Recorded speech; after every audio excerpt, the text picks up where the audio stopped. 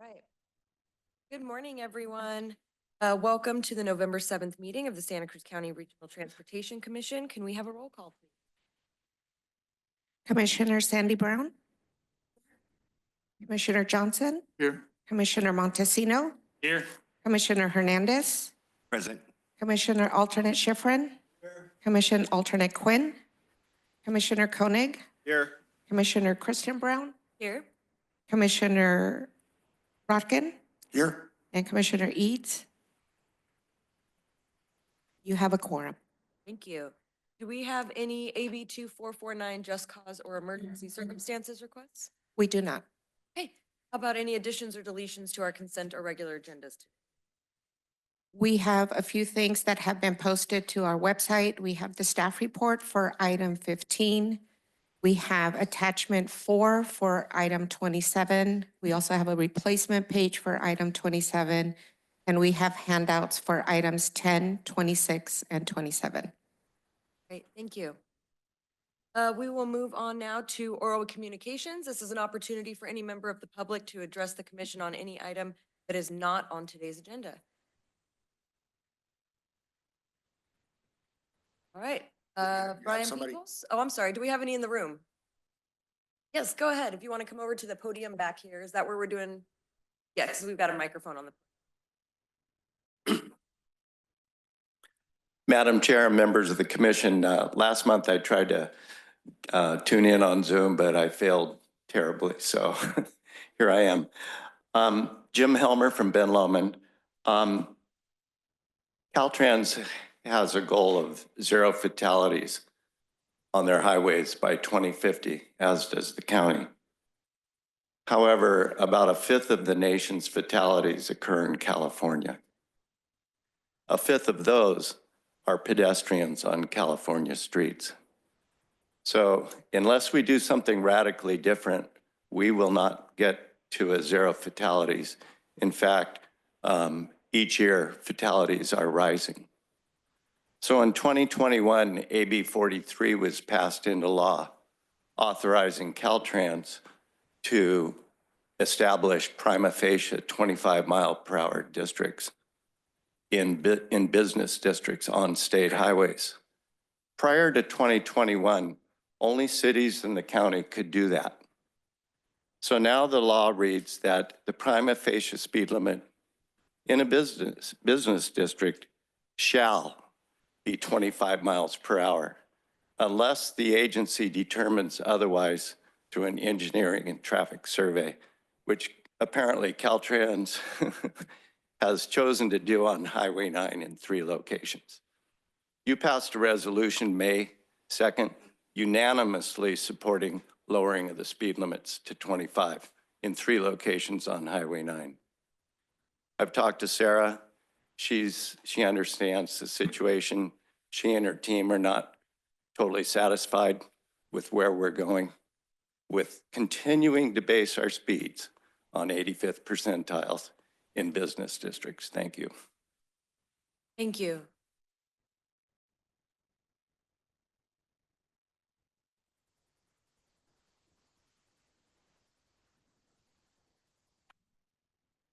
Morning, welcome. Good morning. Marcia Raymer here. Some of you may or may not know, my husband is a tow truck driver. And over again, the majority of the accidents that involve a serious injury or possible death on Highway 9, because he works in the Felton and he works in that area, involve a bicycle of some sort. Whether it was a bicycle that should have been there or somebody that shouldn't have been on a motorized bicycle because they were under the age of 18, or they weren't following the laws or something. It's not always the bicyclist's fault, but sometimes it is.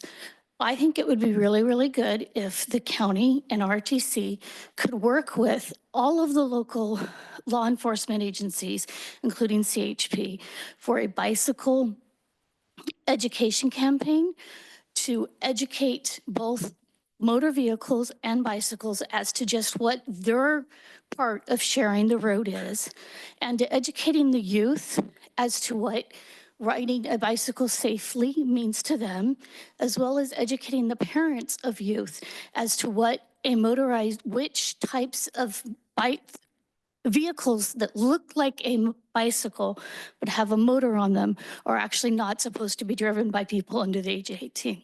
Thank you. Thank you.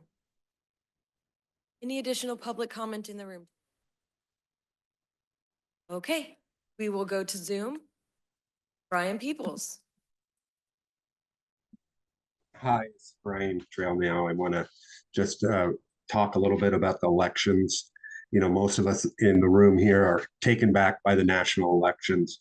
But one thing we can be clear with the Trump presidency is that that's another nail in the train coffin.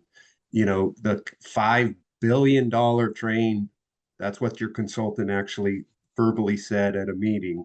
That's the cost coming out, $5 billion. And so the continued focus on rail is really hurting our community. You know, the frustration of the community also came out on second district supervisor election. You know, Kristen Brown is a good person and she's very organized. And however, her flip-flop on the and becoming a train supporter and putting Roaring Camp over our community really made us not support her. And so we were disappointed. We actually went back to her and asked her. We really thought that she was a good person and good representative. But as the Capitola mayor and the RTC commissioner, it's really unacceptable that you don't support converting the Capitola trestle into a trail, as recommended years ago by the RTC staff. Truly makes no sense. The idea that we're putting Roaring Camp over the community, even Roaring Camp even submitted a comment. The idea that we're not opening the coastal corridor in a timely, cost-effective, and eco-friendly manner is a true failure on this organization. You built 1 mile in a decade at $25 million per mile. It's truly unacceptable. Thank you. Thank you for your comments, Mr. Peoples. Mr. Saint.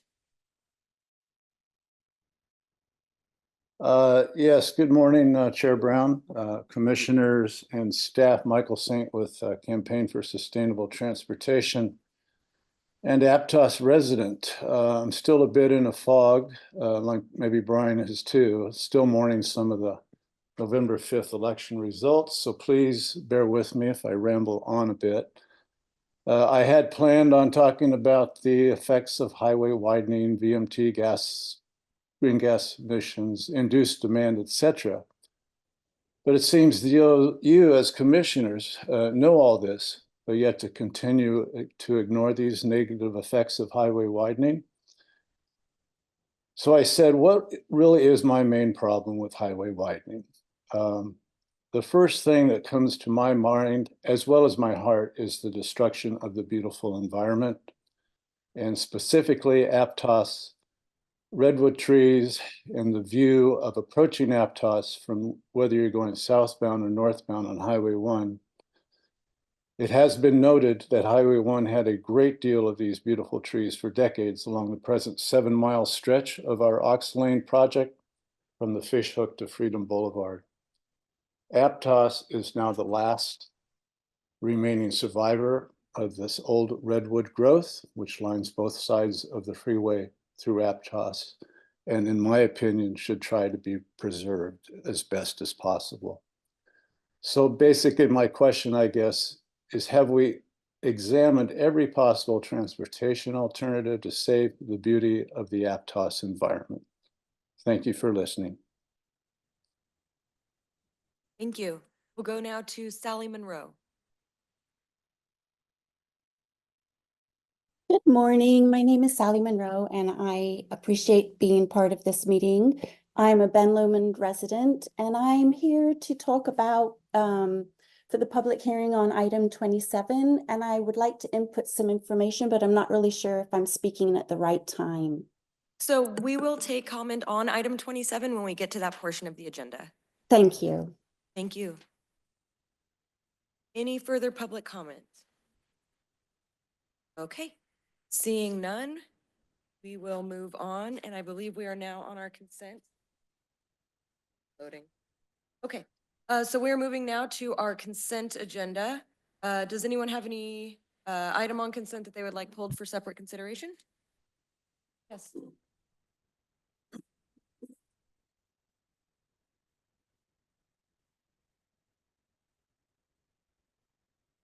Oh, yeah, your mic's. I'd like to make a comment on item number 10, which is concerns the project list for the next RTP implementation plan. That is, I think it's important to have a project that pulls out rail trail segments between Aptos and Watsonville, segments 13 and 17.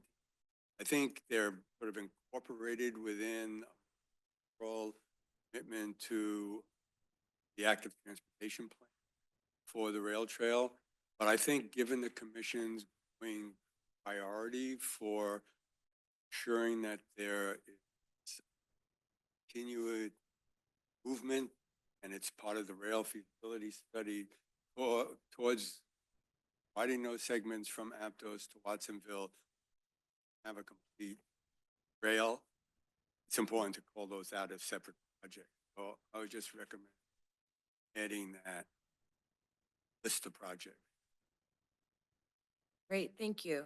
Yeah, I would support that as well. Do we need a second, separate motion to add that, or can we just? Yeah, you should actually, yeah, I would recommend that you pull it from the consent calendar, act on the consent calendar. Then you can have a discussion about the change. Okay. Well, I wouldn't pull it, but I think unless there's concern, making the motion to approve the add that part of it. Are we allowed to add it as part of the motion for consent, or do we need to do it as a separate item?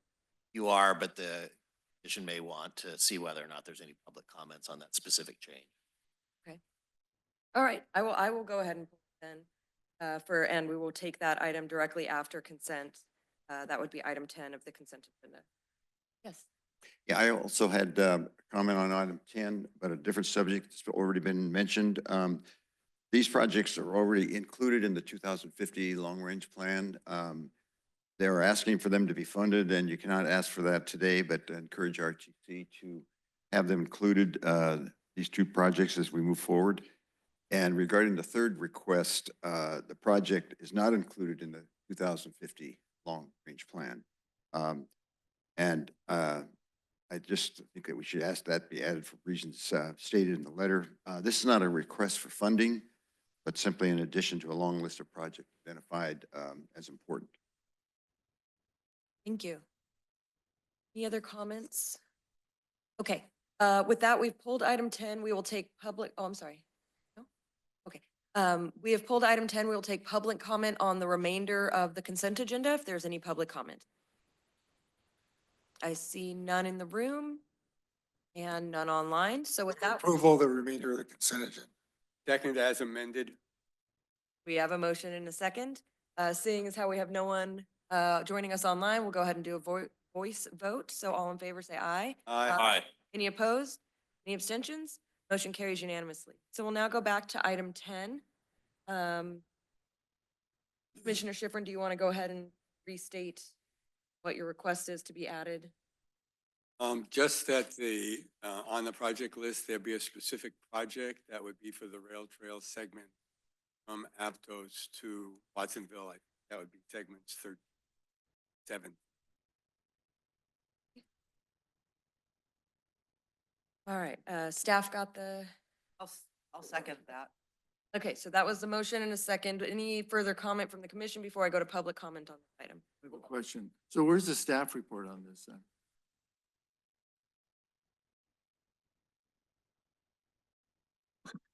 Okay. Can you hear me? Yeah. Certainly, I'll do a quick staff report on this. I think commissioners are aware that every 4 years, the Regional Transportation Commission does update its regional transportation plan, working in partnership with the Association of Monterey Bay Area Governments, the San Benito Council of Governments, and the Transportation Agency of Monterey County. And so there are various steps in producing the regional transportation plan.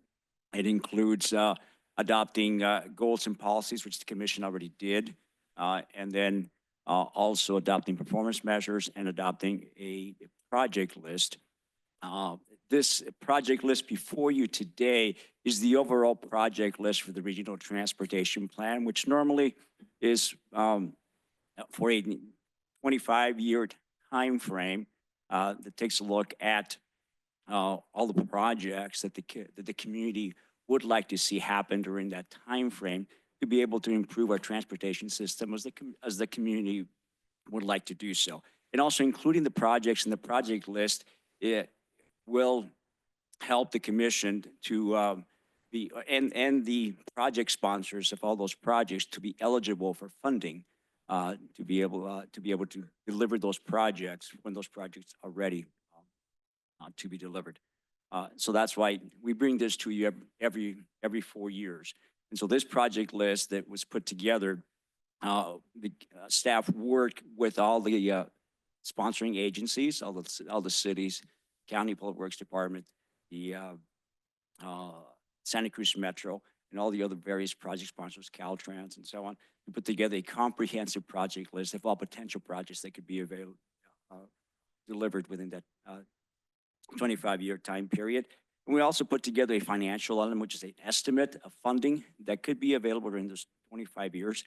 And generally, the fund estimate is going to be lower than the cost that of all the projects in the project list. So later on, the commission, the staff will come back to you with a project list that will be divided into a constrained project list and an unconstrained project list. So the constrained project list is one that could potentially be delivered within the funding that's available, but that's not in front of you today. Okay, today is just the overall project list, which we must approve and then submit to Caltrans for them to AMBAC for the upcoming steps in the production of the regional transportation plans, as well as the metropolitan transportation plans that AMBAC puts together. And so with that, staff does recommend that the RTC provide any comments that you would like and approve the performance targets that are listed here in the staff report, as well as the overall project list for projects for the next 25-year regional transportation plan and the draft financial element. And then direct staff to provide this project list to AMBAC for incorporation in the Metropolitan Transportation Plan. Yes. I just want to make sure if I agree with the addition that Schifrin said, but I also want to make sure that we add to that transportation project list the reconstruction sidewalk on the east side of Highway 1 or Main Street from Highway 9 to the U.S. Post Office, 2 blocks. Yes. Main Street. But I have a clarification of what we're doing here. We're not approving really anything. We're just making suggestions to staff about what should be in the project. And Caltrans, I think, appropriate for any of the commission to add things at this point considered by staff. I didn't even realize it by a motion.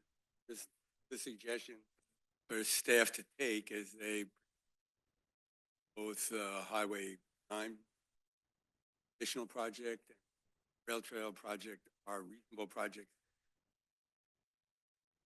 Preliminary project list may be a rather better way of talking about it rather than a final. It won't be a final project list until I'm consumed. Said. So That is correct. Yes. So if we're adding wish lists, I'd like to add Scotts Valley Drive rehabilitation and Mount Herman Road rehabilitation. Okay. All right, we will go to public comment on this. Start with those in the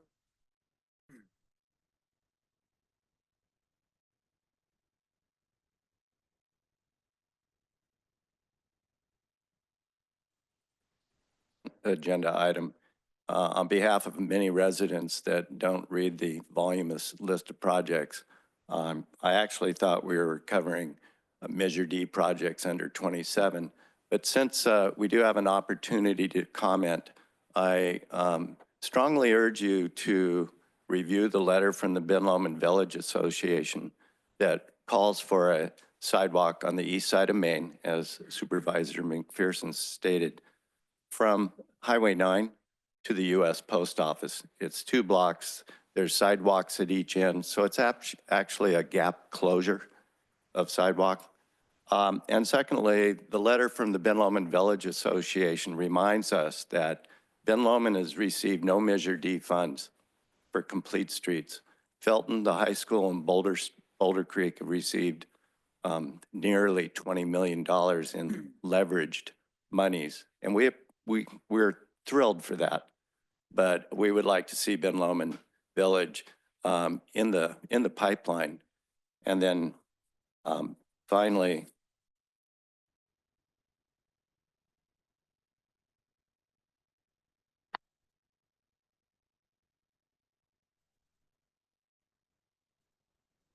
we would appreciate seeing every effort made to complete the funding for a sidewalk that's already in the plan on Glen Arbor Road from Highway 9 to Pine Street, 2 blocks. It's partially 30% funded, but we would encourage the commission to support that because Glen Arbor Road served as a Highway 9 detour for 5 months in 2023, and it's a residential, 100% residential. Thank you. Thank you. Any further public comment in the room? Seeing none, we'll go online. And seeing no comments there, we'll bring it back. Move the consent agenda as amended, project suggested by committee. Just item 10, correct? Already The did consent rest of the agenda itself has already been voted on. So it's just item 10. I'm sorry. Second. Then staff recommendation, item 10, added. Second. Okay. We have a motion and a second. All in favor, say aye. Aye. Aye. Any opposed? Any abstentions? Motion carries unanimously. Great. We will move on now to our regular agenda, starting with oral reports from commissioners. Any reports or comments? Commissioner? Yes, Commissioner Rodkin. I just have a brief comment. Let me say first what I'm not suggesting. When you hire a consultant, you can't totally micromanage their project and ask them for reports every 15 minutes on what they're up to or something. But the project that we've sent out to a consultant for the realignment or for the alignment of the rail service, it's got some really big questions in it. And because it's been so long between start of that and when we're going to hear about it, probably January, whatever, rumors start to fly. And so I just want to make a comment that it's important that we not just have delivered to us a final, here's the alignment, without some updates in that process when there are major kinds of changes to what people have sort of conceived about. And I'm just going to give 2 examples. One, the rumor that the train's not going to serve the west side of Santa Cruz. Maybe not, I don't know, but it's like that's something the public should be able to weigh in on before you get a final report saying, we're done with our work, give us our money and we're going to move on. Another has to do with the what we're going to do with downtown and where it goes in front of the boardwalk and the downtown. Is there going to be an alignment? Because there had been discussion earlier about a possible alignment that actually went down 3rd Street over to Front and eventually over to Chestnut. That was, maybe that's just a fly and that's possible or whatever. Or whether it's going to be the boardwalk's going to be served with an elevated train in front of it so that people don't have to go through fences to get there. These are big, big issues for the public and they need to weigh in on them somehow in the process of developing this. So I don't want to specify, when we need this report. I want to be really clear. These are rumors. I don't know if there's any truth to them, either of them, or what's going on exactly. But we need probably more public updates. We've had some good updates. I attended 2 of them on how the methods we're going to use for ridership counting and so forth. But this is just a plea to sort of keep the public more involved in general in this earlier part of the process so we don't end up with a final product that's just dead on arrival. That would not be productive use of a lot of money we're spending on this study. That's it. Thank you. Yes. Thank you, Chair. I guess just on behalf of the City Council and the citizens of Scotts Valley, welcome to our fine city.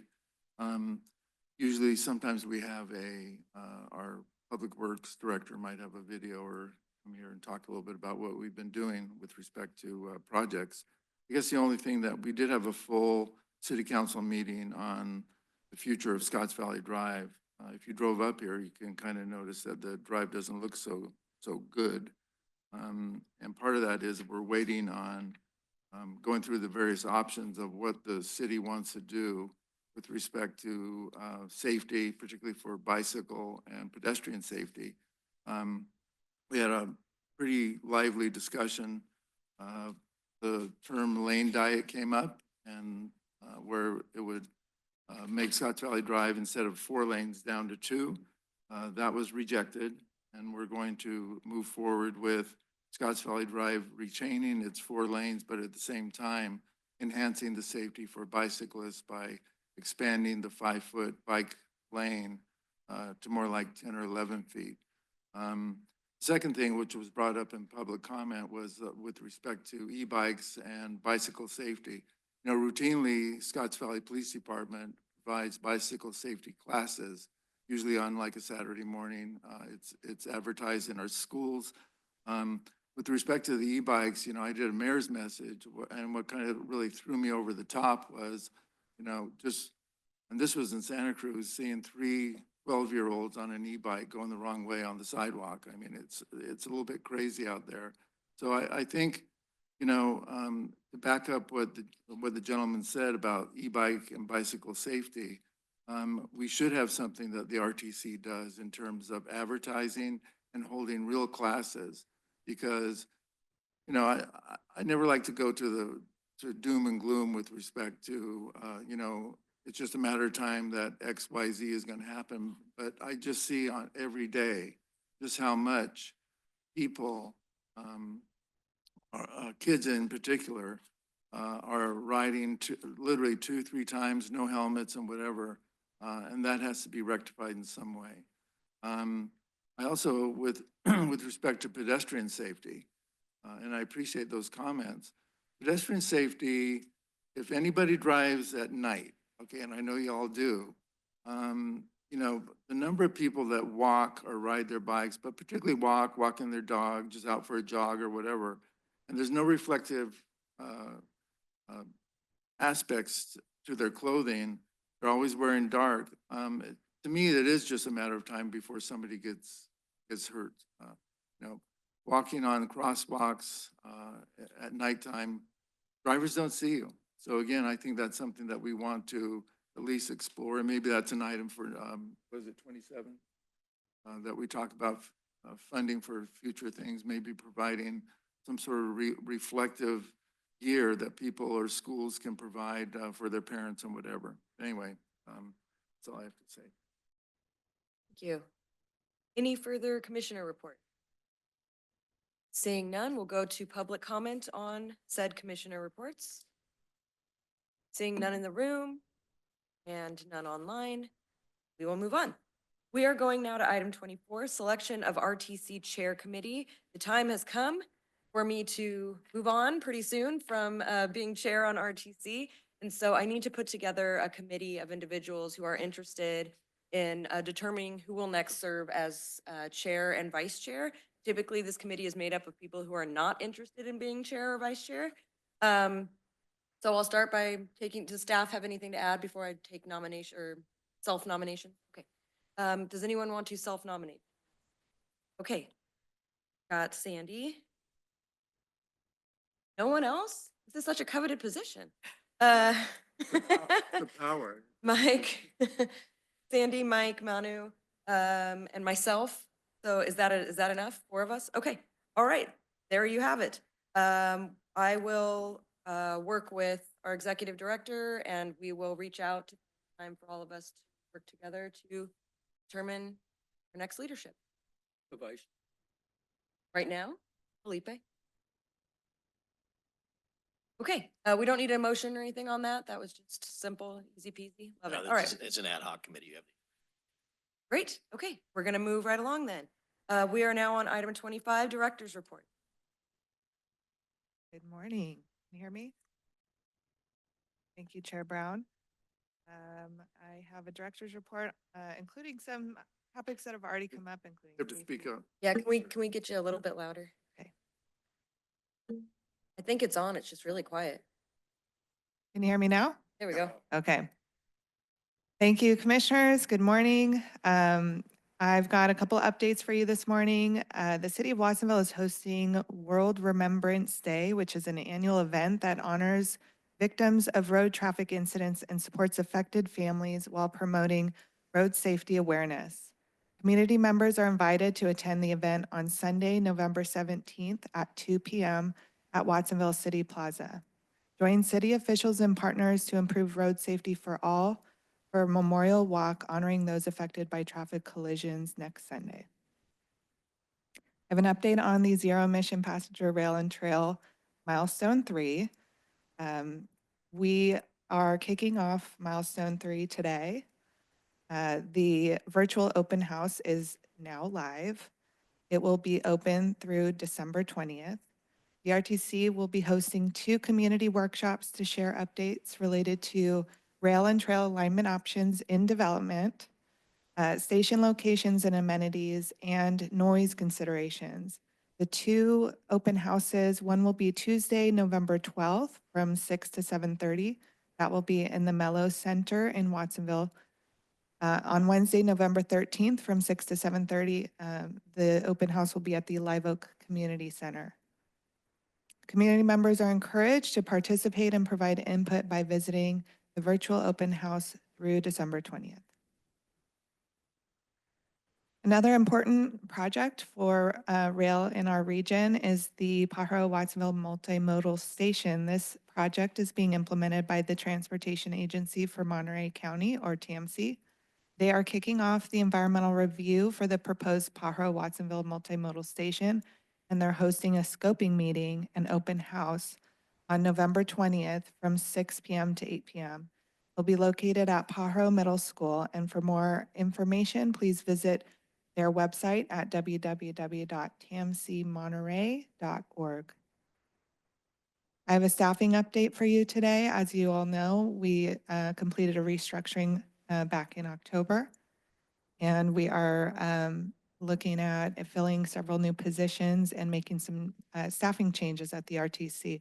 Join me in congratulating Luis Mendez, who I've appointed to the Director of Planning, Programming, and Transportation Services position. I've made 2 provisional appointments of Grace Blakesley and Rachel Morcone as supervising transportation planners to serve on a limited term basis until permanent positions can be filled. These appointments will ensure the planning department has the leadership and supervision needed to carry out the agency's critical planning responsibilities. So far, we have advertised the real property specialist, real property technician, and accountant series positions, which are open until filled. Visit our website if you are interested in any of these positions and spread the word. The positions are open till filled, and you could find them under Working with the RTC. Finally, we have the Rural Highway Safety Action Plan for Santa Cruz County. This plan seeks to enhance safety for all users of the county's 6 undivided rural highways that serve as main streets, including Highway 1 along the north coast of our county, Highways 9, 236, and 35, and Highways 129 and 152 in South County. We're seeking input through an online survey to better understand safety and collision concerns from community members, and the survey is open through December 6th. Please visit our website for more information, and that concludes my director's report. Thank you. Any commissioner questions or comments on the director? Seeing none, we'll take public comment. Actually, I do have a Oh, question. my apologies. Will all those events you mentioned be posted on our website? It should be. But yes, which ones? At the beginning of your talk, you said there's Watsonville's having some safety and other stuff. You know, I didn't write them all down. Great if we could go to our website and find all those events you mentioned. Yes, I'm getting a head nod from our communication specialists. Yes, they're all on our website. Thank you. Right. Public comments. Seeing none in the room, do we have any? Okay, seeing none online, we will move on to item 26, our Caltrans report. A procedural question. We do have a scheduled item for 9:30, 27. I think it's no earlier than 9, correct? So it's whenever we get to it. Yeah, but it just makes, so that way people know we won't take it before 9:30. It's a public hearing. Yeah, yeah. Okay, Caltrans report. All right. Good morning, Chair and members of the Commission. Scott Eads, Caltrans District 5 Director. And I had hoped to make it there in person today, but I couldn't pull that off due to travel conflicts. And it's been a while since I've attended one of these meetings, and I know this is somewhat older news, but I wanted to extend my welcome to Sarah Christensen in her new role as Executive Director. This is the first meeting that I've been able to attend since her appointment, and I want the Commission to know that I look forward to working in partnership with the Commission and coordinating closely with Sarah and supporting her in her new role. And I feel very strongly that, I see RTC as a partnership agency, and we're partners together trying to achieve big things, and that we're going to do more if we work closely together, and we're going to be more successful, really supporting the communities within Santa Cruz County as well as the entire region. So welcome, Sarah, and I look forward to working with you and supporting you in your very important role. And then I also wanted to highlight just recognize that over the last month, there have been multiple maintenance projects and repairs and other things happening out on the state highway system.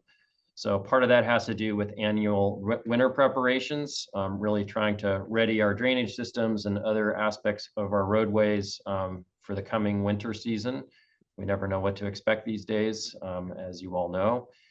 And then we also had replaced some damaged bridge girders near the fishhook. And then we've had tree work on Highway 17. And then, of course, the major construction on Highway 1 with the auxiliary lane project. So thanks to everyone for your patience as we try to get these done with minimal impacts, but we do know it affects people's days if they're trying to move through and there's delays. And then I also wanted to just highlight that we do have a customer service portal at csr.dot.ca.gov. You can find it on Caltrans website. We're always interested in hearing if there's things that you're seeing out on the roadway that need to be addressed. That's a place where you can submit those, and then we log and track those and even get back to the folks that have submitted those to let them know the status after it's completed. And then I wanted to highlight our Caltrans Sustainable Transportation Planning Grant Program. This program is coming out for another call for projects, and it's for plans, feasibility studies, and other non-implementation work. So these are again planning grants, and in the past, funding for this program has supported active transportation plans, climate studies, equity planning, transit corridor enhancement planning, among other types of studies and topics. So it's a great program. We provide a lot every single cycle to local jurisdictions and regional agencies. Information can be found on Caltrans website, or you can just Google Caltrans Sustainable Transportation Planning Grant Program, and you'll find more information there. And then the application deadline this year is January 22nd, 2025. So it is approaching. And then finally, the last thing I wanted to highlight is the Felton Pavement Project.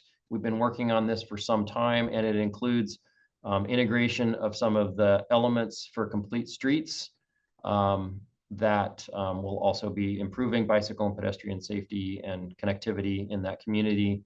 So we're getting close to releasing the draft environmental document. We're going to be holding at least one open house for the public to learn more about the projects and submit comments if they have them.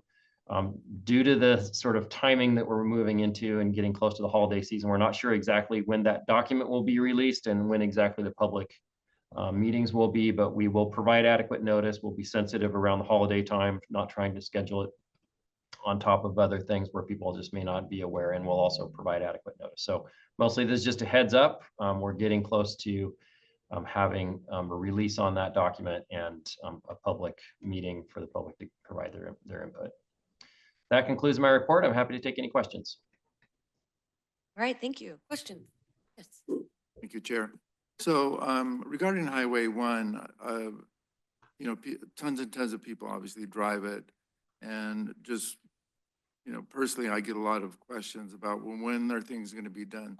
So could you give the briefest of synopsis about what's being built, when it's going to be done, length of time and so forth, just so people kind of can wrap their heads around the project? Again, I'm not looking for a 10-minute summary here, just the briefest of well. We're known for brevity. Yeah, that's why I'm going to shut up right now.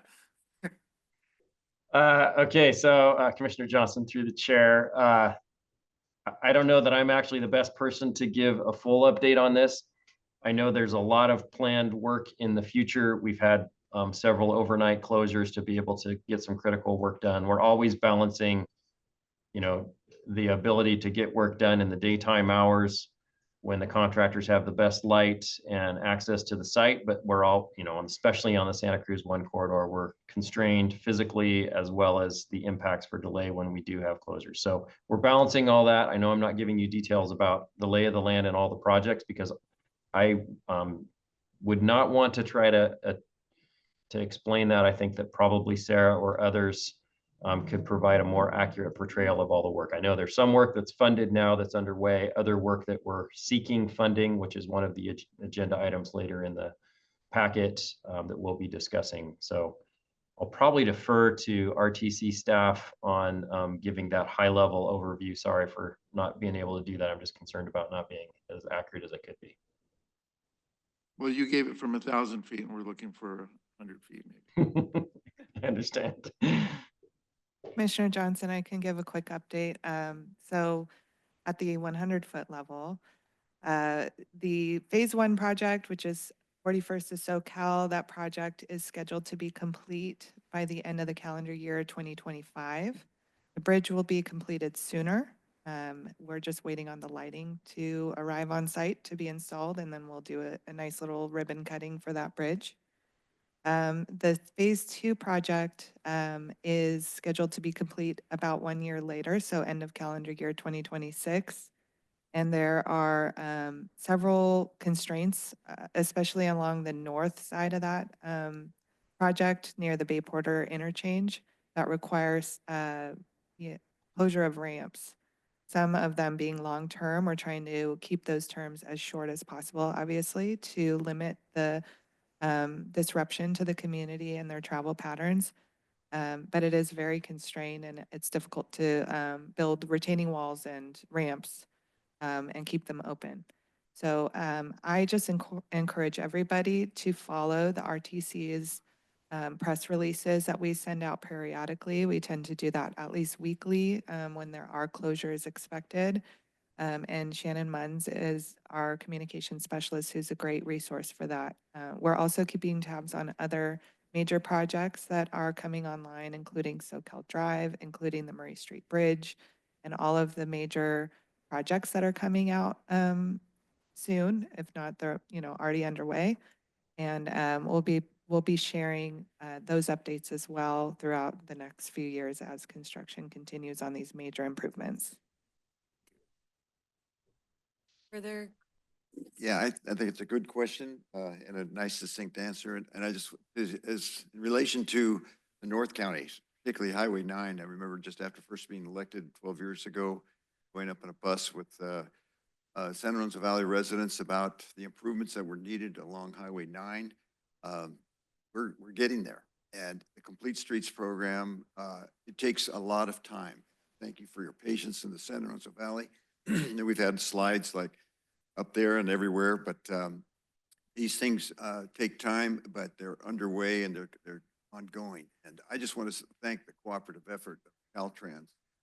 It's a very difficult transportation solution to be carried out fully in the San Lorenzo Valley. We'll have these mountainous areas and rivers and streams and so forth. But I just want to say, as soon to leave here, that I really appreciate the consistency of Caltrans, RTC staff, to see some of these projects that are very much needed in San Lorenzo Valley, and particularly along Highway, the Complete Streets program.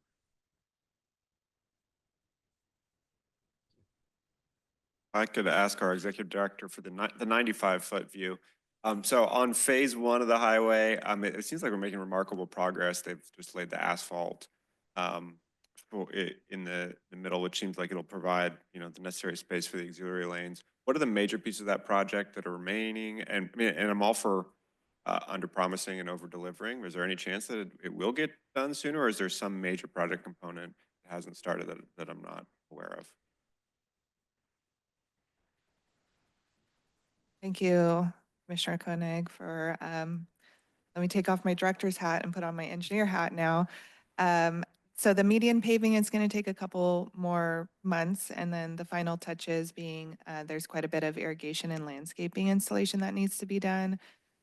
Signs need to be installed, major sign structures, you'll see those going up, as well as the pavement striping, and that can only be done during certain seasons because you have to have the right weather to lay down the stripes on the pavement. So those are the types of finishing touches that are going to be going in once the median paving is complete. But again, the Chanticleer bicycle pedestrian overcrossing is expected to be completed sooner than the end of the year. We're hoping for the spring. Great, thank you. Yes.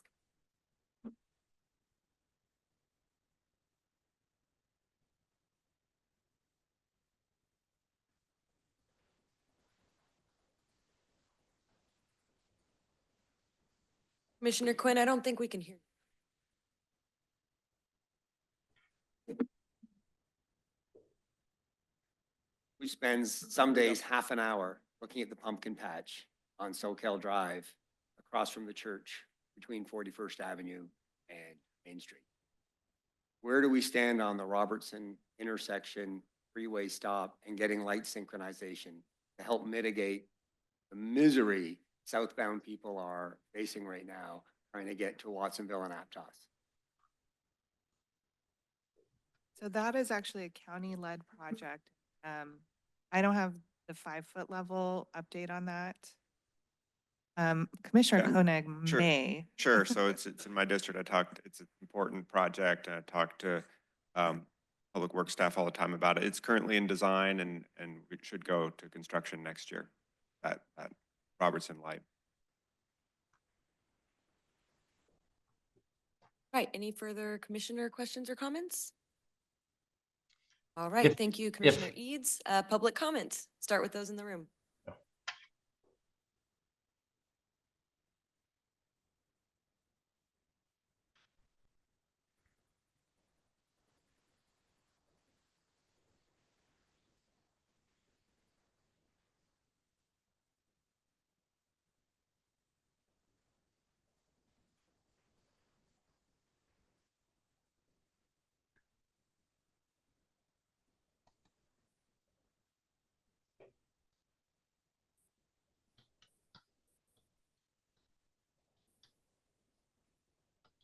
Because of its geography of sharp turns entering the town at each end and a steep hill in the center of town, by the way, which is posted at 30 miles per hour.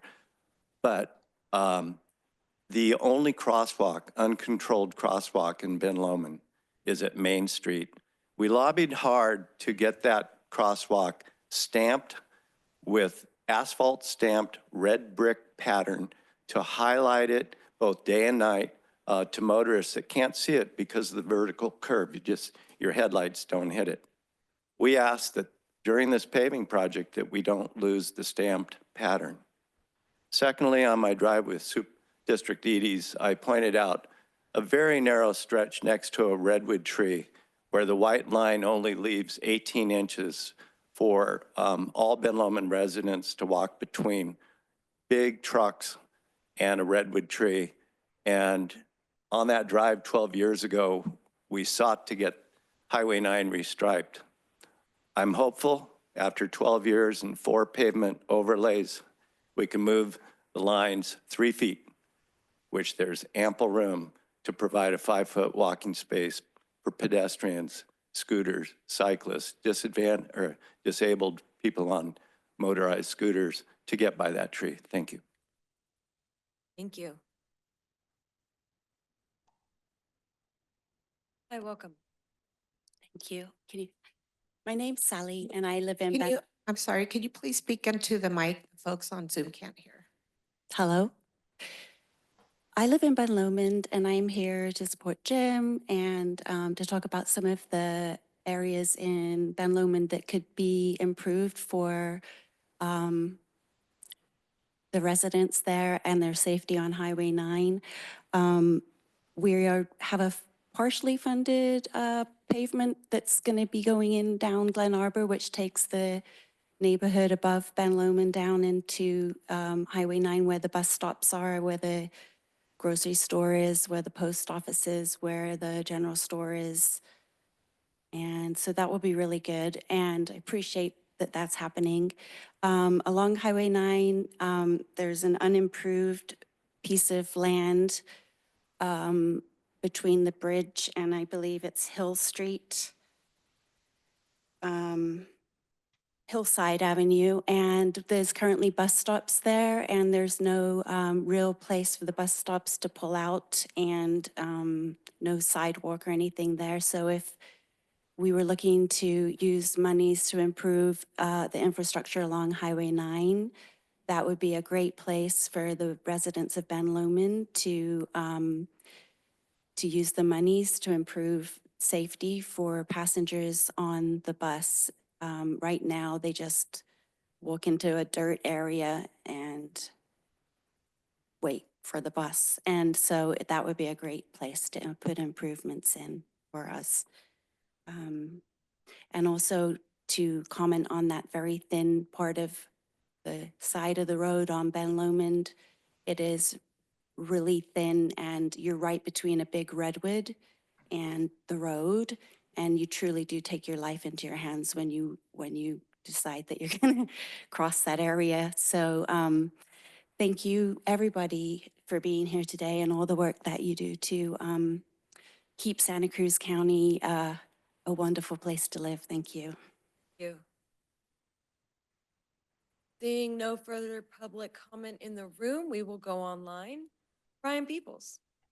Hi, this is Brian with Trail Now. I just wanted to mention that, on social media, there was some backlash from the public on the pedestrian crossover on over Highway 1.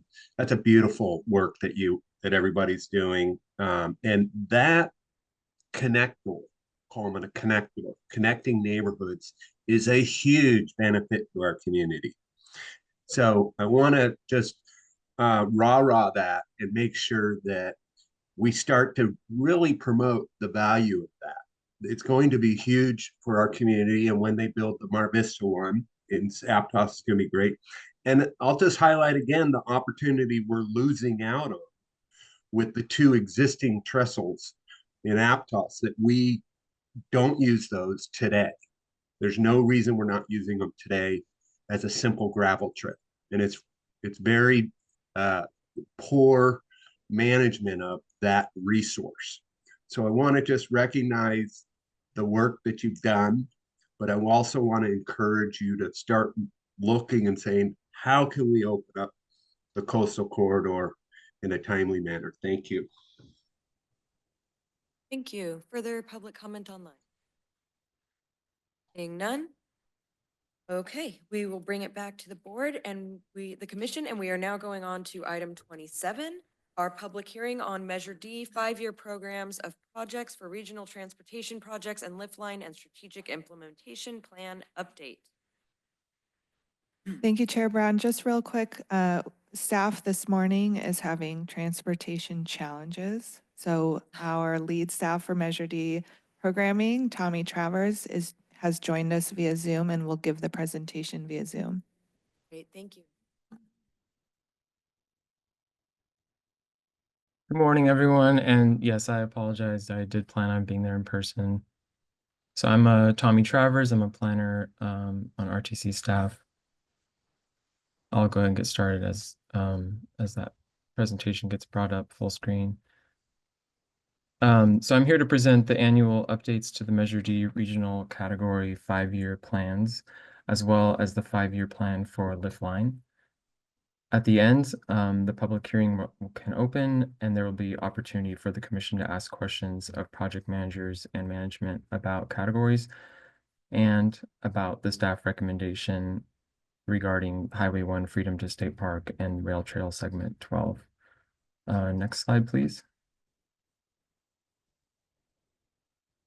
Oh, and it looks like the view for the public is the presentation view instead of the full screen. I'll go ahead and keep going. So the 2016 Measure D is a 30-year, there we go, half-cent county-wide sales tax administered by the RTC that goes to transportation following the voter-approved ordinance and the RTC-approved expenditure plan. Next slide, please. Here's how the funds must be spent. The left half is managed by the RTC for regional projects, plus also a small set aside that comes out of the pink wedge for Highway 9 and for the Highway 17 wildlife crossing. Next slide, please.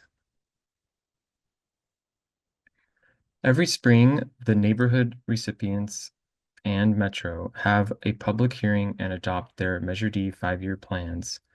Later in the fall, the RTC goes through our public process for our 5-year plans, one for each of the regional categories. Lift Line's plan is also being considered today since they are not a public agency. Next slide.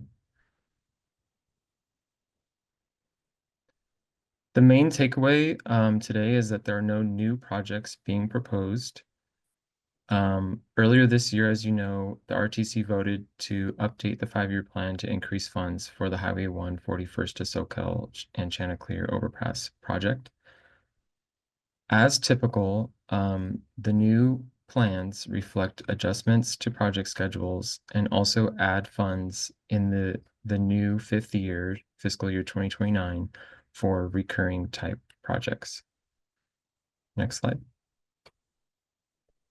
So now I'll just quickly describe what each regional category funds. Next slide. So the active transportation category provides funds for environmental design and construction of the rail trail, maintenance of the completed trail, and maintenance and encroachment work on the rail corridor generally. Next slide. So here's our latest rail trail status map showing that 18 miles are now under construction or are funded through construction. Out of all the 5-year plans, the proposed 5-year plans, the main change is programming an additional $2.1 million proposed for segment 18, phase 2. Next slide, please. So for the highway category, the funding provides for environmental design and construction of the segments between Freedom Boulevard and Soquel Drive, as well as our roving tow truck service, increased CHP patrols on Highway 17, and our transportation demand management program called Cruz 511 and its sub-program Go Santa Cruz County, which work to reduce the number of people who drive alone for their trips. Next slide, please. So here's the status map along Highway 1. The segment between Freedom and State Park is currently in final design phase. Next slide, please. So this category provides funding to preserve railroad infrastructure and also for rail service studies. So currently, it provides some of the funds for the concept report for the zero emission passenger rail and trail project. Next slide, please. This category provides a set aside for Highway 9 in the San Lorenzo Valley. At this point in time, all of the priority projects that were identified in the 2019 SLV Complete Streets Corridor Plan in Felton and near the 3 schools are all in final design now and are also fully funded for construction. And then in Boulder Creek, all of the priority projects that were identified are beginning environmental now and we continue to seek full funding for those projects. Next slide. The wildlife crossing has been completed, as you know, for some time, and recently it was awarded a Caltrans Excellence in Transportation Award. Next slide. So back to the lift line 5-year plan. So Community Bridges proposes to continue using Measure D funds to support expanded weekday and weekend service, electric fleet upgrades, and the new operations facility. Next slide, please. So the Watsonville to Santa Cruz multimodal corridor program essentially is over time the implementation of the recommendations from the RTC's Unified Corridor Investment Study. The current package of projects that we are seeking outside grant funding for is shown here, and I'll describe it on the next slide. So go ahead, next slide, thank you. So similar to what we did exactly 2 years ago, we are submitting a joint application for a cohesive set of projects that, if funded, will be implemented by a partnership of the RTC, Caltrans, Santa Cruz Metro, and the County of Santa Cruz. Notably, we are now including nearly all of the infrastructure recommendations from the recent Metro Rapid Corridors study, and that'll dramatically improve the speed and reliability of bus service between Watsonville and Santa Cruz and within all the communities in between.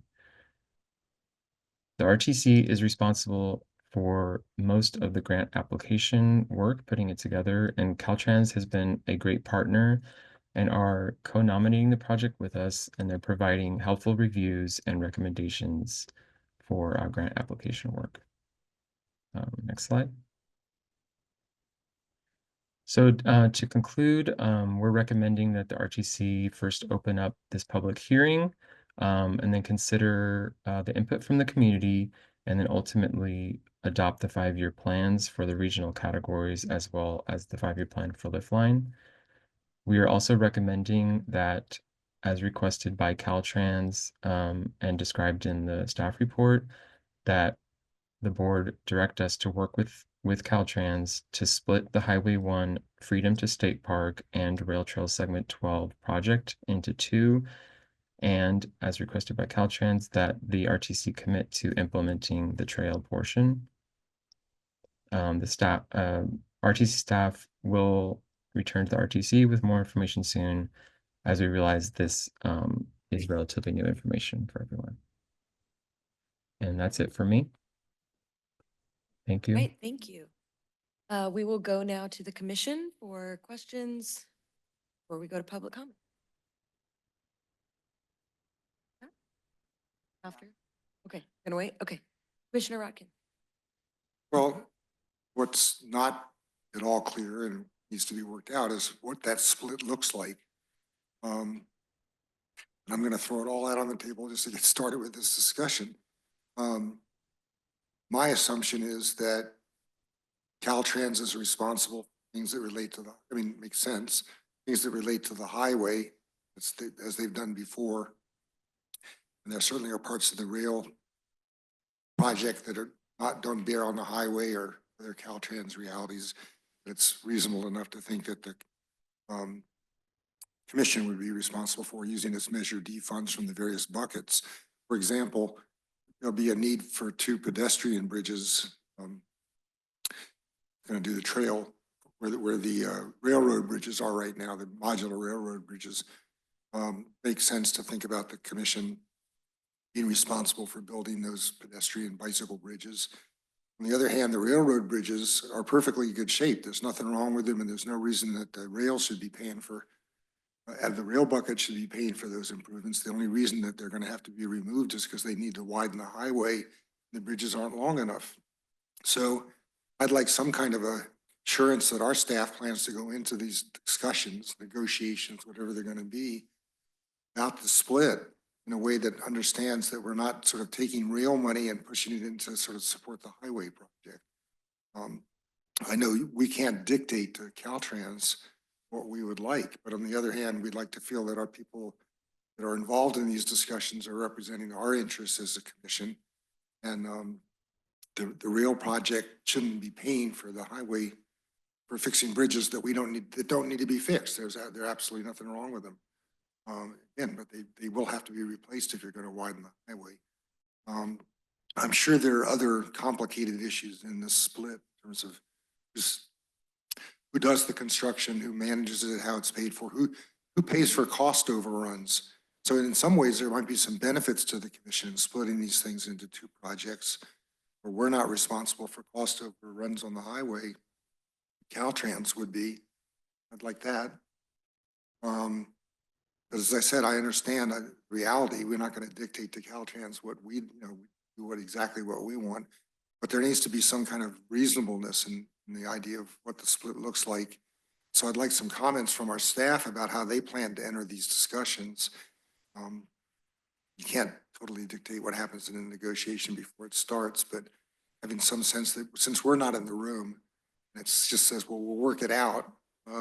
What's the workout look like? So it's sort of what's important to me. And I guess I'd like to get some sense of that maybe we could before this public comment, just so the public have an ability to understand what our approach to this is likely to be, because I think it's a matter of great importance to them as well. Thank you. I may respond to some of those comments. It's really helpful for the commission to be providing input at this time. As Tommy mentioned in his presentation, this is very new information and it's an evolving conversation.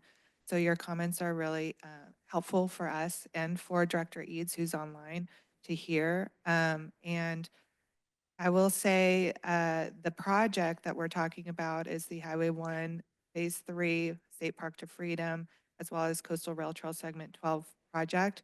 That project has a significant amount of Measure D that has been programmed to it from both the highway category and the active transportation category.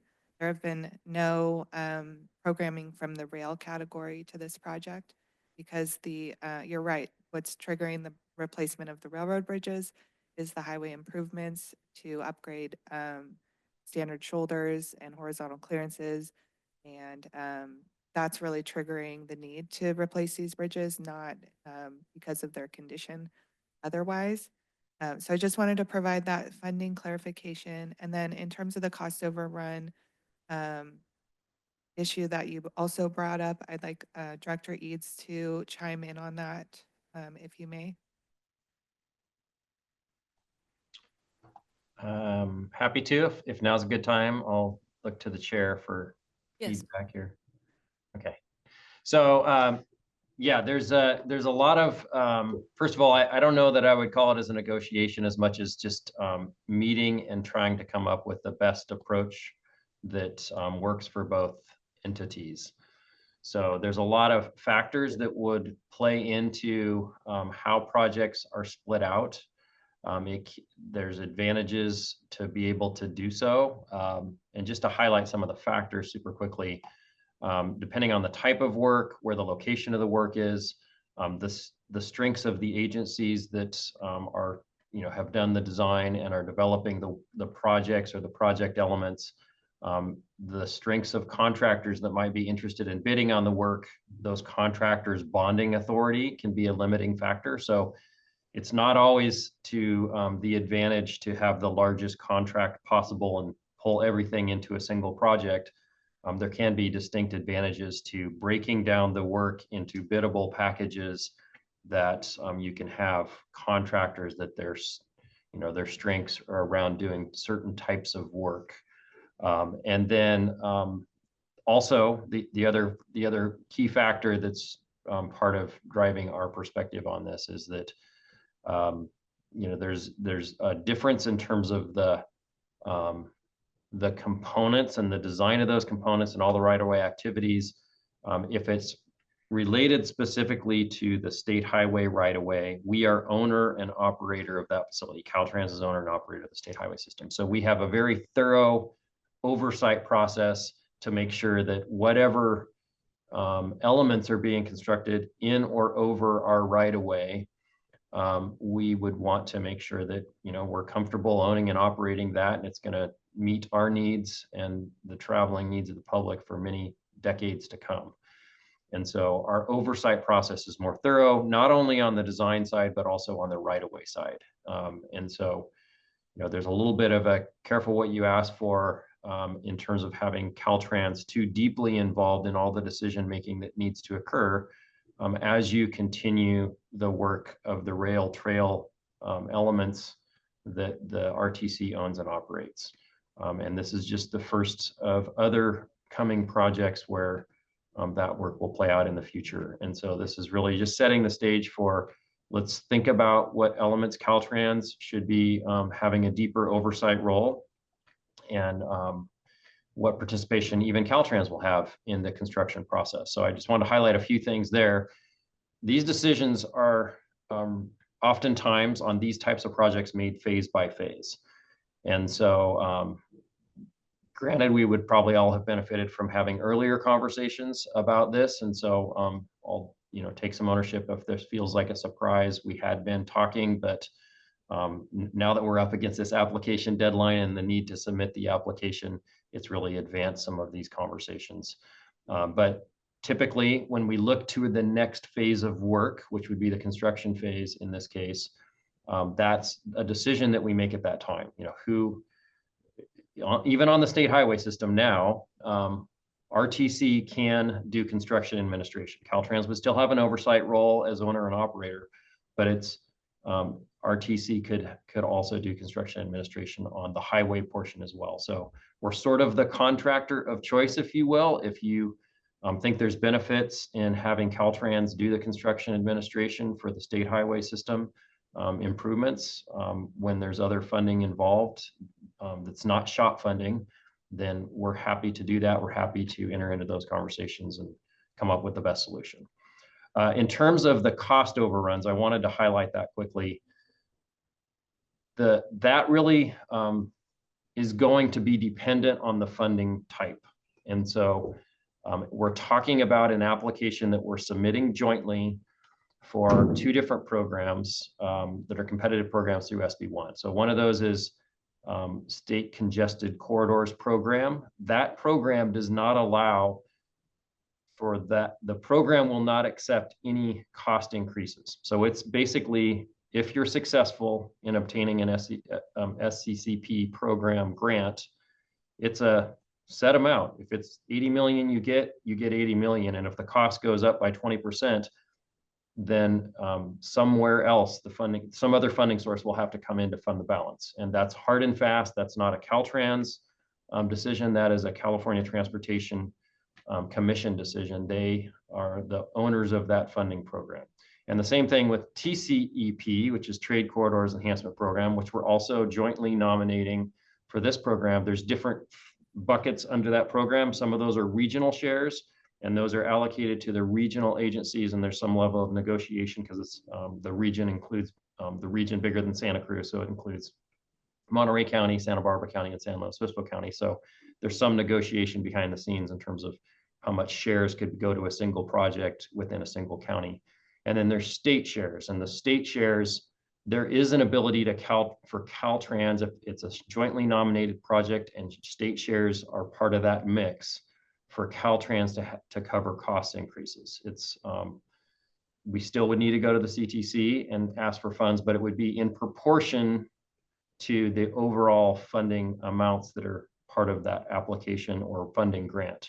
In this case, the state shares are, I think, less than 2% of the overall funding ask. And so it stands to reason that the ability for Caltrans to ask for more funding would be limited probably to an additional 2% or less. If you know, that would be doubling the amount of funds for the TCIP state shares. So, and then the only other, you know, under SB, so I just take a little bit of history. Sorry, I'm going on here, but under SB 45, which was in 1997, it used to be before that Caltrans really controlled and made decisions wholly about projects in the state highway right away. So Caltrans got to decide what were the priorities and where to program funds. And then Caltrans got to live with the cost overruns because we control the funding.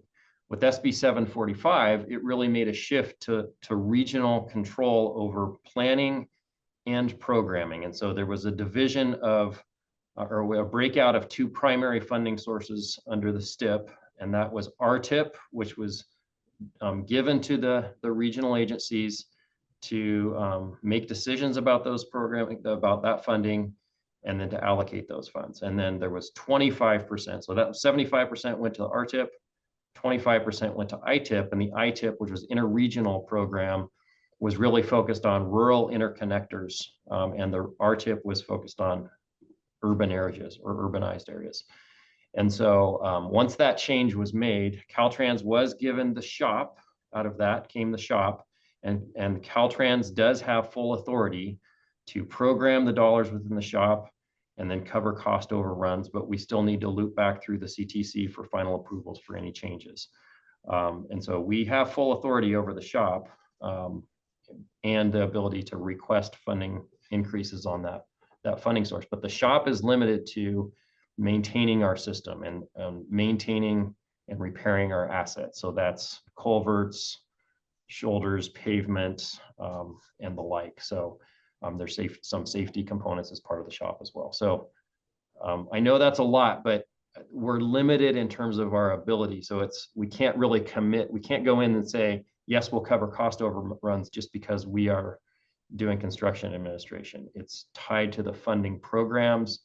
And in this case, what the application is tied to programs that have limitations in terms of cost overruns or increases. I'll stop there. There's probably more questions. Commissioner Schifrin.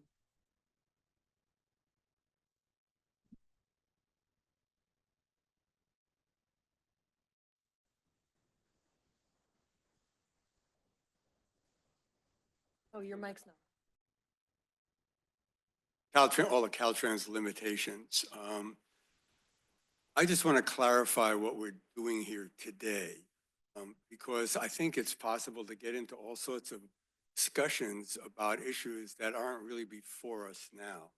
So let me just ask a couple of questions. One is, as I understand it, there's an application that is being proposed for the funding of these two projects that must be submitted by November 19th, or otherwise we'll have to wait 2 years for the next round. Is that not the case? That's correct. So we really need to act on this today if we don't want to delay the project unnecessarily. Second thing is to look at what the recommendations are. As I see it, we're approving the 5-year plan for Measure D, and we're being asked to approve splitting the segment 12 from the highway widening project, and we're being asked to commit to carry out segment 12. Caltrans, it's not a road project. That's all we're being asked to do today. Is that not correct? And then the only other thing is that staff go and work on all these other more complex issues and then come back to the commission with whatever you're able to work out with Caltrans, and we'll either like it or not. And then we can sort of lock horns with Caltrans if we want to. But at this point, it's just all talk, because all we're really being asked to do, which I think makes sense, is to split these two projects and submit this joint application and take on the responsibility of doing the segment 12 project. Am I understanding that correctly? Yes, you are correct. Okay, well, thank you. I just think it's helpful to focus the discussion on what's actually before us. I think staff understands that the committee to minimize its cost and maximize its flexibility. I think we have details of telling staff to do that. They represent us. They're going to do that. How successful they're going to be with Caltrans dealing with some of these other issues will come back to us. Obviously, what Mr. Eve says, it's very complicated. And we're not going to solve that today, and it's not really even relevant for us. So I'm hoping that we will be able to focus on the recommendations for us and decide whether to approve them or not. Thank you. We'll come back to you. Mr. Rock. Working, so I'm going to use this. So I hear Commissioner Schifrin's points, and so I don't want to open up a whole lot of questions, although I do have quite a few. But I'm sensitive to the concerns that Commissioner Rotkin has raised, and I share those insofar as the decisions that are going to get made in those rooms and come back before this body will, the future of our ability to complete these projects is dependent upon what happens in those conversations and the agreements that worked out. And so I'm very concerned that, having been a commissioner who has, I guess this is a little bit of a comment, but which I was going to hold, but as a commissioner who has just been here for 8 years and opposed to this highway widening, I have supported the moves that have been, I have supported the actions that and recommendations that have come before us, because I want to make sure that rail is not, the possibility for rail is not eliminated with this segment 12. And I am very worried that that's what's going to happen. And so I do think that there are questions that, that we'll have. And I very much worry that what gets worked out will come back and leave us with very limited room for maneuver in terms of how we want to move forward. I understand the split being, potentially necessary, although it hasn't been other projects in the past. So let's not forget that. So I guess the question I'll ask here is, when will we hear? When do Caltrans and the RTC back to the commission for approval the results of the project development review severance plan, I guess, what we're calling it? I could take that one.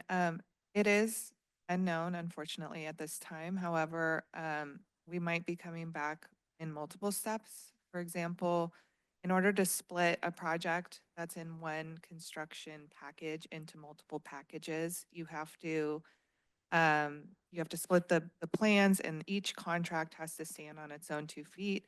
We have to figure out the funding. How do we split the funding based on the cost estimate of those things?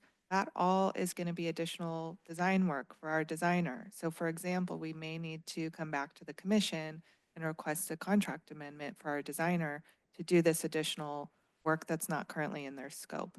So that's just one probably first step that this commission will most likely see in the future. Unfortunately, because this has been an evolving conversation that has happened very recently, there's a lot of balls in the air, there's a lot of moving targets, and I appreciate Commissioner Schifrin's focus on what we're doing here, what staff is recommending. Obviously, taking over as the implementing agency for construction is a major change for the RTC. We've talked about it in the past extensively. That's a big undertaking for us. That's not a decision that staff wants to make on our own. We want to bring that to the commission.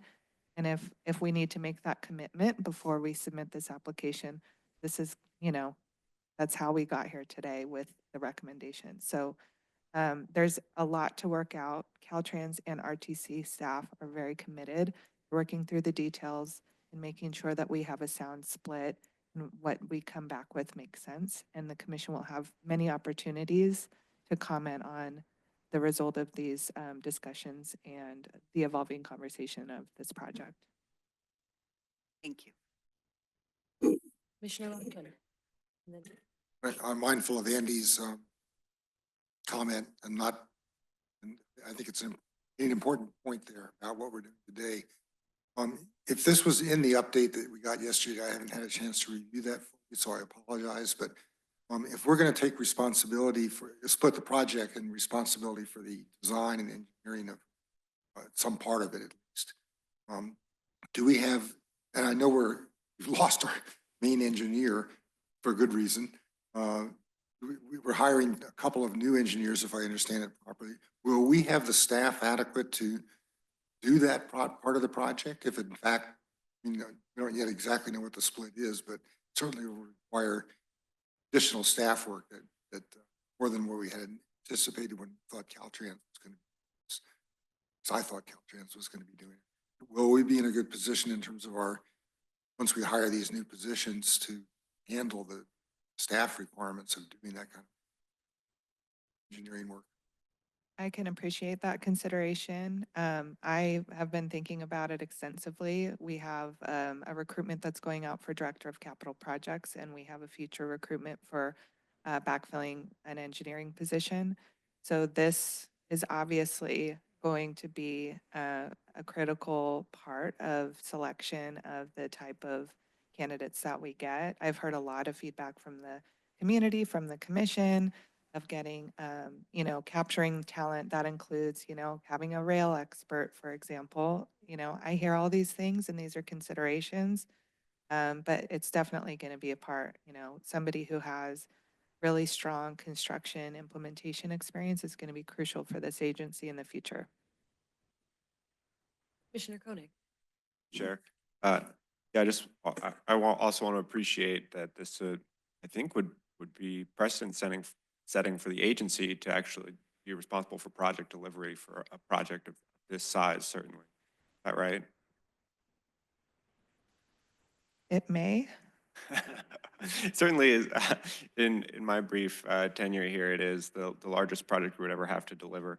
I mean, but I guess to throw the question back at Caltrans, I mean, what I'm hearing is that Caltrans would not be willing to move forward with this joint application if, for some reason this commission were to say, no, we're not splitting the projects, it has to be together. I mean, at that point, it's, if we're talking deal or no deal, it's a no deal for Caltrans. Is that correct, Director Eads? That Caltrans would not be willing to proceed with an application that did not split the project? Yeah, at this point in time, the preference going into it is that we start to figure out what does it look like for Caltrans to not be responsible for constructing the rail trail portions of the project. Now, that said, there's nuances to what that means when we start to move into the state highway right away. So that's the work that needs to be done, is to meet with staff, meet with RTC's designer, and kind of talk through what elements are appropriate for one construction contract and what elements are appropriate for the other. But yeah, this is our strength would be to address and do construction administration on the elements within the state highway right away. Again, nuances around the structure elements that go over the state highway right away, and that's part of that discussion that need to take place. But the joint application status is predicated on the idea that that's not something that we see as our strength to deliver. And part of this has to do with, first of all, in terms of project delivery, RTC is already doing the design of all of these elements. And so RTC is already being an implementing agency in the design phase. What we're talking about is looking ahead to the next phase of the project, which is some time away, and thinking about who would be best served to construct the elements as part of the projects. And we're saying we're happy to serve as and perform construction administration over the portions within the state highway right away primarily, and look to and have plenty of further discussions around how the other portions would be split out. Another option that's on the table is for RTC to do construction administration for the entirety of the work. Then you wouldn't need to split it, but that understandably would be taking on more. So again, there's time to make this decision.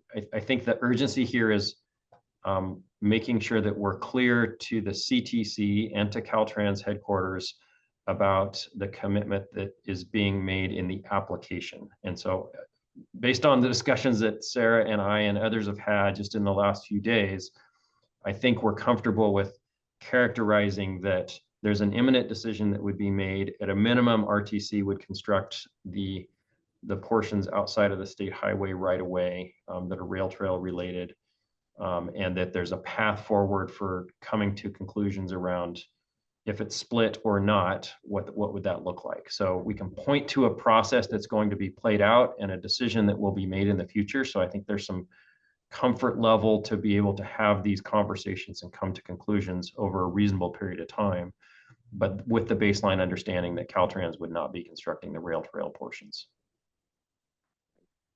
Right. So, I think that's an important point, is that this is a joint application, and both of us as partners in the application have to be comfortable with it and ready to move forward. And so let's not lose sight of the opportunity here, which is, we've got, I think, an incredibly competitive application for, huge amount of money for our community that allows to deliver both of these projects. And while splitting the projects is certainly going to require the RTC do something that it's never done before, and it's going to be challenging, it's still, I think, worth doing, and finding something that both the partners, Caltrans and the RTC, in this can agree on as a path forward. I'm supportive of the recommended action. Maybe I will start. Quite a long, this is a complicated issue, and we have a pressing timeline and some real financial unknowns of who's going to do what. I'm happy to note that the original Measure D expenditure plan and percentages they're intact so far. And given the situation of so many projects that are over budget, the RTC still needs to be mindful of fulfilling that obligation that we made in 2016 when more than 2,000 the voters, 2/3 of the voters approved this. Mike, I'm focused on the Measure D active transportation funding category. It shows, and I really do appreciate the clarity of the staff report. It shows the total capacity life of the Measure D is 177 million, and we've already obligated 110 million of that. And I don't know that I can, part of the plan that I can't support is the support for the 32.5 million for the finance plan. I've heard prior RTC meetings that the Measure D money should not be used for maintaining the trail corridor, that we should use the TDA, the Transportation Development Administration funds, which are separate from the active transportation funding. If we can use, I disagree for two reasons. And I really appreciate all the work that's gone into this. And I said, about the complications and working with different agencies, but the TDA pot money, that is what we've traditionally used for routine road maintenance projects, to rebuild pedestrian and bike paths, as well as the highways. If we use the TDA money for 62 million in trail corridor maintenance, that takes away from the significant amount of money that we have for what we told people we would do. So I thoroughly appreciate what has gone into this report, but I'm really concerned about that $32.5 million that we're not going to stick with what we said we would do to the voters in 2016.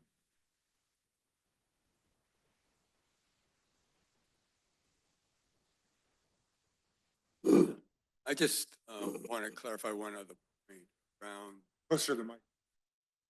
I think it's on, just closer. The commission is moving forward at this point to rail trail segments 8 and 9. And both of those, all of those 4 segments are 8 and 9 are being constructed by the city, and then 11 is being constructed by the county. It is possible that the county could take on responsibility for constructing 12. And I think while conversations with staff, I understand that certainly County Public Works is maxed out now with the Soquel Drive project. While we move forward in considering, assuming the commission approves the recommendations today of taking local responsibility instead of Caltrans responsibility for segment 12, that we continue conversations with both County Public Works and County Parks that may have a capacity that we don't have And if there's funding in the grant for that kind of staffing, staffing to do that work, it may be worth considering. So it wouldn't, what we're doing, what's being proposed here is something new, but it doesn't necessarily have to go that way, given what's happened with 8 and 9, what's happening with 8, 9, and 10, and 11. I think that needs to be kept in mind. And, the final thing to make that's sort of become clear to me and make sure I'm right is that Caltrans is not going to do segment 12, except as far as it goes right away. Therefore, if we don't take on the responsibility, or the county isn't willing, if one of these two entities isn't willing to take on that responsibility, there won't be a segment 12 because there'll be nobody to implement. So I think, what we're really voting on today is being consistent with our previous actions to approve the EIR for segment 12 with the highway widening project, and to moving forward with the design. This is just one more step in a very complicated process that may or may not ultimately succeed, because we don't know if we're going to get the grant. And the grant for the highway project in itself is going to be the cost of the highway project itself is enormously expensive. I don't know how the cost of the rail trail segment compares to that, but these are not certainties. And I think I appreciate staff's commitment to trying to move these projects forward. I think it's important to recognize that we're always just one step away from failing and a bunch of steps away from succeeding. And I think that this is an important step for us to take to move towards that ultimate success. There maybe was a question in some. Okay, any other questions or comments? Okay, I have a couple. So the grant application needs to be submitted like a week and a half, November 19th. That, okay. And what was the exact funding request? So the request for cycle 4 is, it's actually 3 programs: Solutions to Congested Corridors, Local Partnership Program, and Trade Corridor Enhancement Program. Between the 3 programs, the RTC, Caltrans, Santa Cruz Metro, and the County of Santa Cruz are requesting $128.7 million. And then it looked like in the staff report, it said that the split is contingent on receipt of that funding. So is that the case? So if we don't get this funding, we're not going to split the project. We're only approving a split of this project contingent on us receiving them? Correct. If we don't receive the funding, we have a lot more time. We could go back to the drawing board and figure out, another path forward. However, staff is feeling very confident about our application. We barely missed on cycle 3. And the reason we were not awarded funds for cycle 3 in 2022 was because the project was not far enough along in its development. So fast forward 2 years, we're in 95% design, right-of-way component is well underway. We're closer to construction, and then add on to our already very competitive cycle 3 project all of the amazing work that Metro has done. Metro did extensive planning work, and we have taken the entire infrastructure need from the Rapid Corridor study identified through all of their engagement throughout, Watsonville, all the way to Santa Cruz, and incorporated all of those infrastructure needs into this application. So it has added a ton more transit, and that's what the state likes. So I know, as mentioned, this is kind of new, so I'm assuming none of our committees have seen any of this about the project being split, correct? That's correct. Is there any chance that they're going to before the application goes, are any of our committees meeting before the 19th? They could have an opportunity to look at this, regardless of what our decision is today. If there's still going to be discussions with Caltrans, are any of our committees potentially going to? No, unfortunately not. Will they, as we move forward, if it's determined, they will get presentations? Correct. Okay. All right, and then forgive me because I know this has been touched on, but I'm just not sure that I've heard the answer, or maybe I missed the answer about the replacement of the rail bridges. And so I understand that it's going to be widened, but I'm not sure that I'm completely clear that they will be widened and reopened as rail bridges. So it's really interesting. There's a lot of sensitivity for, whatever reason about these railroad bridges. They are in the scope of work for the project. They are not being removed from the project. There's no plan by RTC staff or Caltrans staff to not build these railroad bridges. They need to be replaced because of the highway improvements with longer span bridges. And there's a lot of concerns, I think, from the community about, somehow, these bridges aren't going to get built, which is just not true. They've always been in the project. We're planning to replace them as part of this project. So just want to make that abundantly clear that there's no plan to remove those railroad bridges from the project. Thank you. Those were my questions. Any further? Yes, Commissioner Koenig.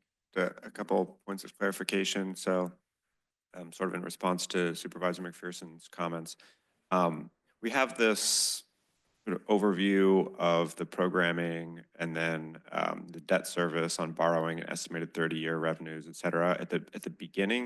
Is that technically part of the 5-year plan that we are approving, or is it simply what we sort of reassume would be necessary as far as borrowing costs if we move forward with 5-year plan? Grace Blakesley, who is our lead for the active transportation category of Measure D, is here to help respond to that. Good morning, Commissioners. Grace Blakesley of your staff. Thank you for that question, Commissioner Koenig. No, we're not approving the borrowing at this time. What we've shown in the table in your staff report on page 27-6 provides information about the overall capacity of the Measure D active transportation program should we pursue borrowing and follow through with the commitment to fully fund segments 8, 9, 10, and 11. Thank you for the clarification. Certainly would agree that we should be careful with overall costs, and especially, I would not be supportive of any action that's going to ultimately lead to taking money away from our roads to fund cost overruns on any of these other projects. But I based on what you just said, sort of projected, but we're not approving any definite cost for borrowing today. Correct. Right. Any final questions? Okay, with that, we will go to public comment on this item and we will start. Yes, public hearing. We will open the public hearing. Thank you. You're correct. We'll open the public hearing. Jim Helmer, Ben Lomond. This has to do with the complete streets plan for Boulder Creek. And I just wanted to call the attention to Mr. Travers' report and also to Mr. Eady's that I'm sure most of you have taken a trip up to Big Basin, and that's called Big Basin Highway. It's actually a state highway 236. And in the Boulder Creek complete streets plan, there's a tremendous amount of emphasis on Highway 9. But if you can imagine your two main streets in a town like Boulder Creek being state highways, we have to really go back to the issue of pedestrian safety.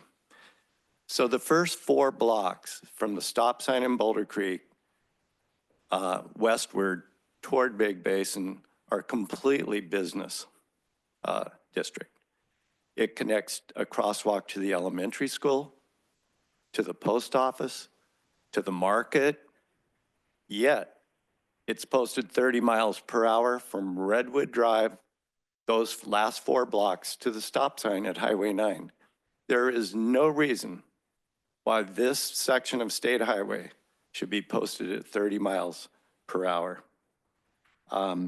That section of highway is loaded with tour buses, construction vehicles rebuilding burned out homes, and logging trucks. We have to really take our pedestrian safety more seriously, I think, in the San Lorenzo Valley. You talked about darkness earlier. You talked about redwood trees. The most serious fatalities and injuries on Highway 9 and 236 are roadway departures. where trees or where vehicles are striking trees, utility poles, or crossovers to other vehicles. So let's not lose sight of the fact that our TDA funds are extremely important, and we cannot lose sight of the fact that Highway 9 complete streets projects need to go forward. Thank you. Thank you.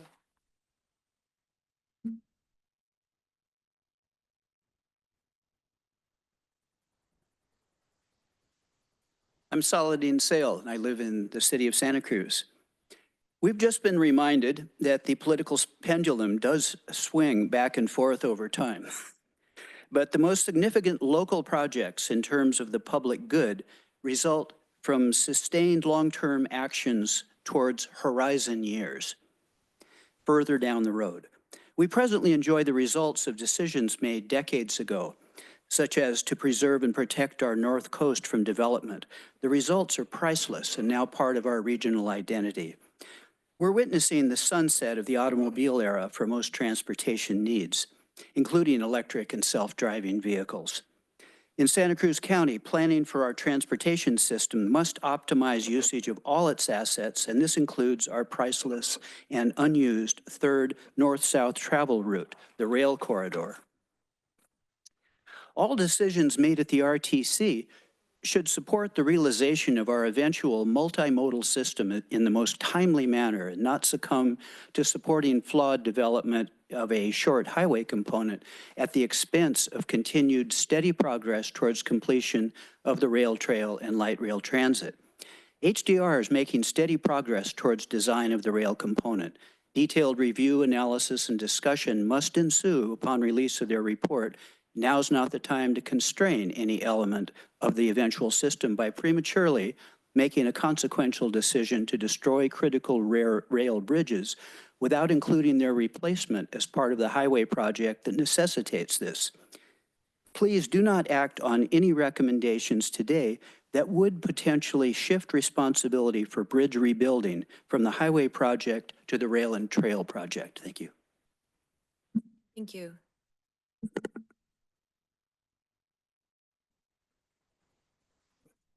Good morning. My name is Matt Farrell. I'm here speaking today on behalf of Friends in the Rail and Trail.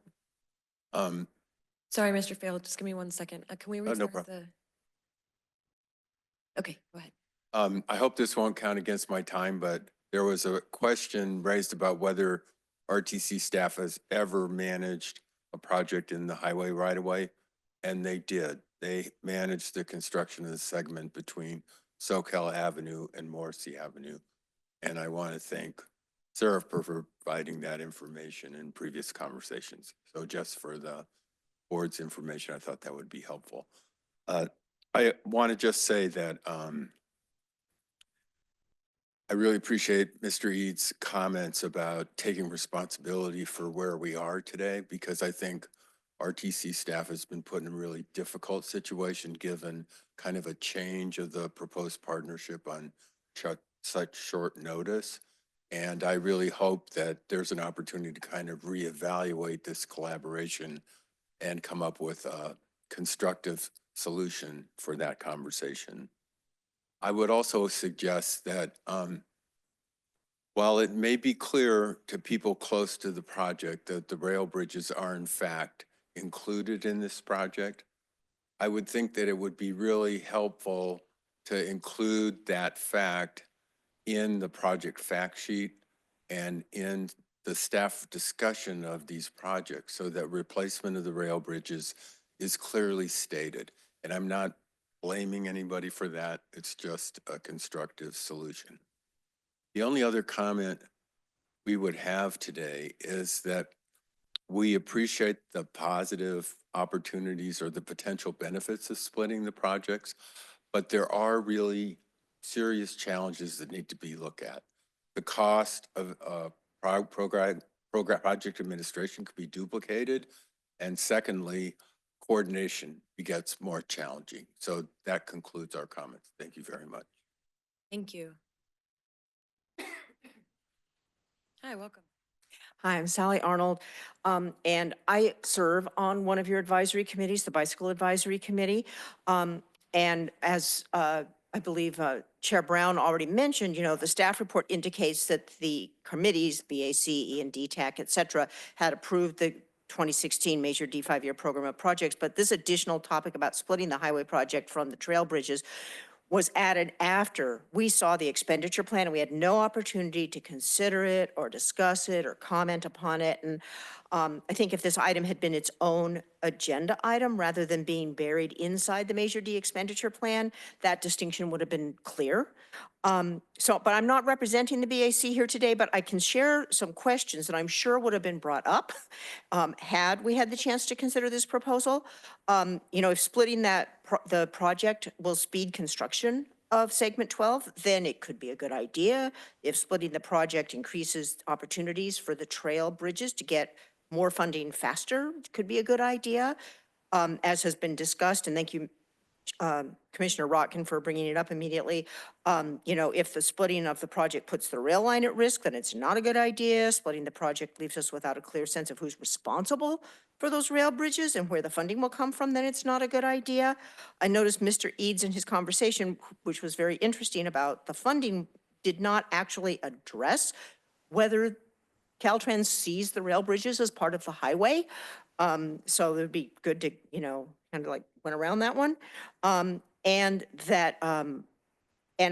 would be good to be clarified that it's good to know that it's a $128.7 million in this grant application, and that it does explicitly include the cost of replacing those rail bridges. I just want to just thank the commissioners for their thoughtful questions about this complicated issue. Thank you. Thank you. Any further comment in the room? Seeing none, we will go online and we'll start with Brian Peoples. Thank you. This is Brian Peoples with Trail Now. I think you need to listen to Caltrans. I think they're the experts, and they actually appear to be looking at the boondoggle rail trail and how you have not been executing on it. And they're concerned that that's going to really mess up the highway project. So we should step back and look at, well, how well have we been performing on our rail to trail? You haven't been performing. Just look at segment 7B. You're years late. You're millions over budget. The North Coast Trail is 10 years late. So, and you don't have the funds for segments 8 through 11. You're suing every property owner next to the tracks. So they're seeing a huge, huge problem here.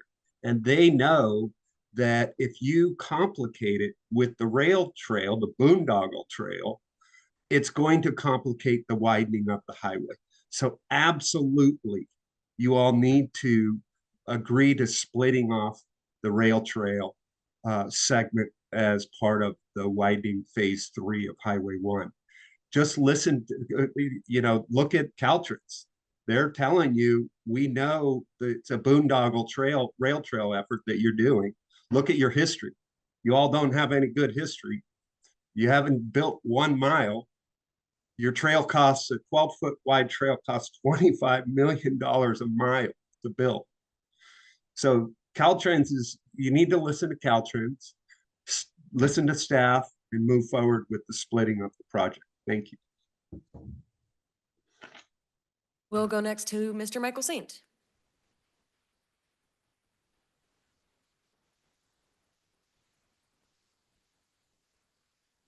Okay, thank you, Chair Brown. Michael Saint with the Campaign for Sustainable Transportation.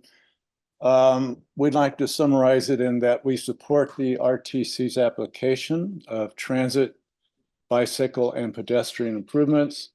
We oppose the part of the application that would expand Highway 1 aux lanes through Aptos. We also support pedestrian bike improvements on Soquel Drive, transit improvements listed in the contract 3. We also support funding for segment 12 of the rail trail segment in Aptos. We do request you do not support funding for the aux lanes through Aptos, and to please study some other alternatives and possibly even keep the present bridges that are intact. The reason we do not support the Ox Lanes is they do not satisfy the state's criteria for grant funding. They do not reduce congestion, maybe a little bit initially, but they will fail. Not a true bus on shoulder. The county's study in 2018 does not comply with the state's comprehensive multimodal corridor guidelines. This Ox Lanes project EIR is deficient and is the subject of litigation as well. How about also, you've talked about who's going to do what between the RTC and Caltrans. How about being concerned about how the Aptos residents feel about the widening destruction? And please remember that the Ox Lane segment was added in 2020 and was not part of the original Measure D 2016 voting measure. It was not voted on by the Aptos residents. I wish you the best. I think splitting it is probably the best idea. And I want to thank Commissioner Rotkin and Commissioner Schiffman for trying to clarify things. Thank you. Thank you. We will go now to Johanna Lighthill.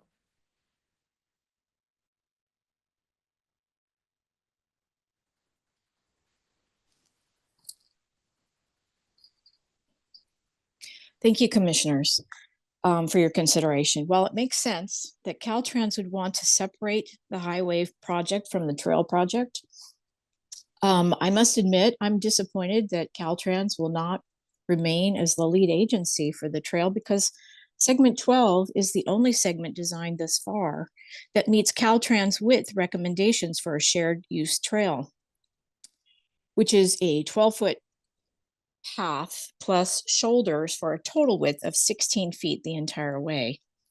All other trail segments up to now, which have not been Caltrans projects, meet the minimum width recommendations for bikeways only and not for shared use paths. Today, you are being asked to commit to building a trail segment 12. Before you do, I ask that you consider what type of changes may be necessary to trail designs and the costs associated with those changes, especially now that the rail consultants have determined that the current setbacks between rail and trail are inadequate for passenger rail. Rail plans impact trail plans, and those issues haven't been addressed yet. I'm concerned about pedestrian safety. Bikes and pedestrians need adequate separation, not just from traffic, but from each other. It's my hope that the RTC, in becoming the lead agency, will retain the quality design standards established by the Caltrans designs on segment 12. Thank you for your consideration. Thank you. We'll go now to Faina Segal.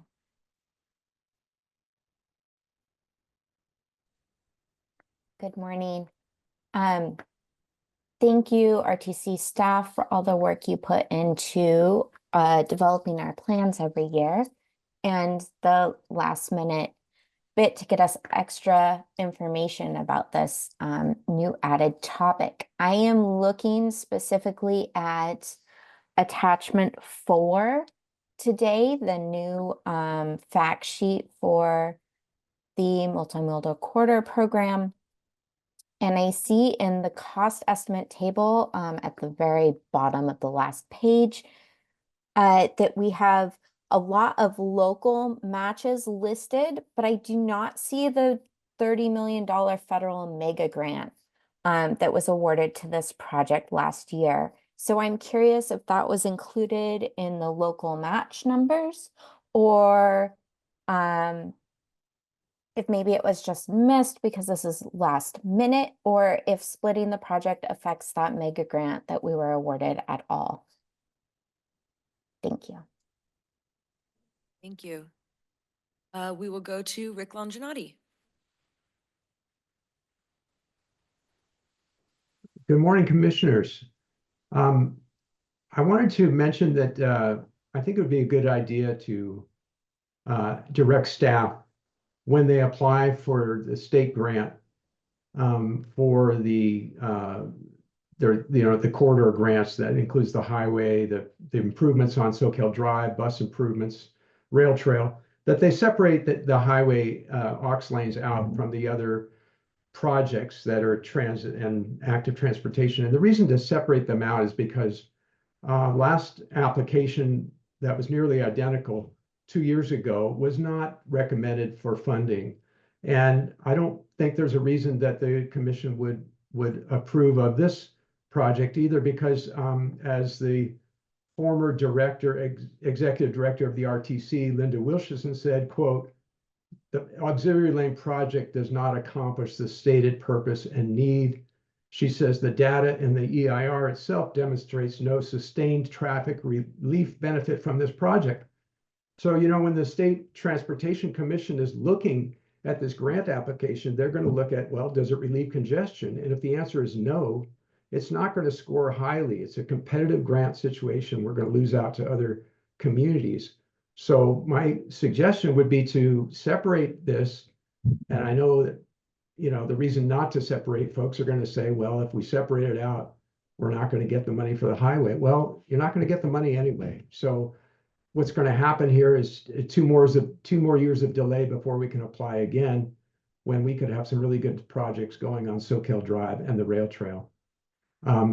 Lastly, I just want to mention that, you know, in February, you all voted to have a review of the final EIR on the auxiliary lane project, and that has not come before you yet. Thanks. Thank you. Lonnie Faulkner. Hi, thank you, commissioners and staff. First of all, data clearly shows that highway widening only temporarily improves traffic. In fact, highway widening results in far more traffic over time, enticing tens of thousands of more people locally and from out of town to drive their cars to our sensitive coastal community. Given the extreme impact of automobiles and worsening climate change, we owe it to future generations to prioritize a culture of robust public transportation, buses, rail, safe biking and walking in our community, rather than spending hundreds of millions of dollars, which will actually contribute to the growth of more cars on the roads and hence more traffic in our future. If we really want to be at the forefront of addressing climate change, then we need to do everything possible to prioritize world-class, outstanding, robust public transit so that people are encouraged and excited to use public transit both locally and for visitors visiting from outside the area. We see other communities making wise choices now, prioritizing bus and rail transit and safe streets, and we have fallen far behind. In 2016, Measure D, voters really only approved the widening up to Morrissey with considerable misinformation that led to that.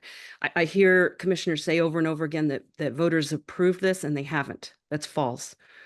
The highway widening has resulted in no improvement in traffic, and Caltrans's own data indicates that current projected highway widening projects will have no real improvement of traffic in the near future. So if we build it, more cars will come. Unfortunately, all too many members of this agency have continued to prioritize car culture at extreme costs, including future funding overruns with minimal benefits. If once again this agency chooses to increase VMT over robust public transit, then it is essential that plans and funding for the immediate replacement of the rail bridges over Highway 1 is included. The bridges do not need to be replaced. Let's move forward quickly, prioritizing rail, trail, and bus transit for our community, which does not require highway widening. We do not support the recommendation of highway widening. Thank you. Thank you. Seeing no further comment. Okay, we will close the public hearing and bring it back to the commission. I'll move the staff recommendation. Second. Okay, we have a motion and a second for continued discussion. Commissioner Rodkin. I would suggest, hopefully as a friendly amendment, that there simply be a reference to the fact that the bridges, the railroad bridges are included in this overall project. I mean, I believe it's the staff where they put it in there, make a reference to it, so people are not saying it's not mentioned. Everybody assumes it's there or something. I'm asking the maker. I don't have a problem with it, except I think it's unnecessary. Staff has made it very clear that the project includes the bridges. To have to say it sort of makes it sound like maybe it wouldn't have to include the bridges. I take it as essential to do it. So Ultimately, the commission will have, let me ask a question of Mr. Eves. Is your understanding that the Highway 1 project is going to include the railroad bridges? Yeah, if I could answer that through the chair. Yes. Yes. It's included in the scope of the larger project effort. And so, yeah, what we're talking about is the same project, just constructing it in packages. We're not talking about a change in the project as much as how best to construct it, given the entities that are involved. I mean, I think it's superfluous to state it, but I'm willing to include it in the motion since it just says what has already been Thank you. made clear. So it's all right with the second, I would. Sure. Yes, Commissioner Brown. Thank you. I just want to say, I understand Commissioner Schifrin, where you're coming from. But I think that Commissioner Rotkin's point was made because it was not said. Right. And a lot of things were said and a lot of things were called out and this was not. And so I do feel that it's important to make sure that the community knows that. And, I think people, there was a question, why is everybody so worried about the bridges? Well, when there's an absence of information, people tend to then ask those questions. So I do think it's important to put it in there. Had to say that. I want to thank the maker and seconder for that. I have another point separate. I just want to call out the fact that on numerous occasions, a member of the public has sort of decided that his views about why things happen are somebody else's views.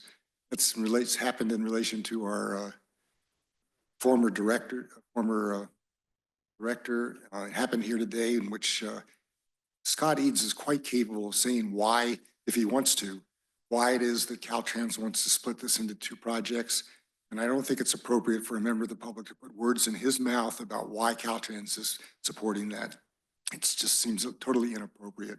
So, of course, the member of the public's welcome to his views about why, what should happen or why things should happen. But to say that other people have that view is totally inappropriate. Thank you. Okay, I think that is most of it. I forgive me for being potentially just redundant here, because I'm hearing the concern about the railroad bridges, and I'm just wanting to make sure that I'm getting the full scope of understanding, so that when people ask me, I can say that, I did my kind of due diligence in asking questions too. So when we're talking about the railroad bridges being included in the scope of the project effort, the main question that comes to me next is whose project effort? Because if we're splitting the project, which project effort is this a part of? I can answer that. Unfortunately, that is unknown at this time. It is part of the project scope. It is included, the cost to reconstruct those bridges is included in the cost of the overall project and the request for the funding. But because this has happened kind of so late and tight with this meeting in particular, we don't have all the details worked out. So it will be, I can assure it will either be Caltrans or the RTC. Or maybe the county if we could convince them to deliver segment 12. Okay, but because it's in the actual request for funding, it'll be essentially required of us that we do so should we receive the funding. Correct. Okay, great, thank you. That is helpful. Okay. Any further comments, questions? Yeah, I understand the timeline and all, but I'm still concerned about, it says it's the only one that has proposed on it. But I still am concerned about, we're going to be taken away from our local roads program, and that's a overreach, but that's an ongoing concern of mine, but I won't have to worry about it. All right. Okay, with that, we have a motion and a second. All in favor, say aye. Aye. Any opposed? Is that a no? Okay. Did we register a no from Commissioner McPherson? Okay. Any abstentions? Okay, motion carries with not unanimously, and I'm not going to count us all, but everyone except one. Okay, We are going to move on then to item 28, amendments to the fiscal year 24-25 RTC budget and work program and Measure D budget. Good morning. Hello, good morning. Good morning, Commissioners. This is Tracy New, your Director of Finance and Budget from the RTC staff. Tracy, I don't know that the mic's on. Speak louder. Yes, please. Okay. Good morning. The Budget and Administration and Personnel Committee met on October 10th, 2024 to review the fiscal year 24. You can hear me? Okay. 2024-25 RTC and Measure D budget amendments and provide input on the Measure D 5-year program of projects presented during the public hearing and approved as part of the previous item. Notable in this proposed amendment is the RTC and Measure D, highlights proposed included updated estimates for project expenditures, recruitment efforts for 6 new positions with consultant support for the recruitment of the 3 new director positions. It's also a review of RTC's current policies and procedures and negotiation of a successor employment MOUs with the 2 labor groups. Incorporating the recently secured $1.4 million grant for climate resilience planning at 4 locations along the zero emissions passenger rail and trail corridor, and $1 million in this fiscal year to advance project development of coastal rail trail segments in Watsonville. Initiation of the project approval environmental document phase for the Boulder Creek Complete Streets project is also included in this fiscal year amendment. The Budget and Personnel Committee gave us input on the Measure D 5-year program projects, which you also saw incorporated into this, the previous staff item. And with that, the Budget and Administration and Personnel Committee and staff recommend that the Santa Cruz County Regional Transportation Commission adopt the attached resolution amending the fiscal year 2024-25 RTC budget and work program as shown on Exhibit A and the Measure D budget as shown on Exhibit B, and amend the 2024-25 RTC budget and work program to include a new work program element for the grant and authorize the executive director to make amendments and modifications to the overall work program. Thank you. Questions? Seeing none, we will go to public comment. Seeing no public comment in the room, do we have any online? Seeing none, we'll bring it back. Move the staff recommendation. Second. We have a motion and a second. All in favor say aye. Aye. Any opposed? Any abstentions? Carries unanimously. Wonderful. We are going to move on to item, thank you. We're going to move on to item 29, review of items to be discussed in closed session. Thank you, Madam Chair. We have one item in closed session today, a labor negotiations item, and we are not anticipating. Okay, we will recess to our closed session and return shortly.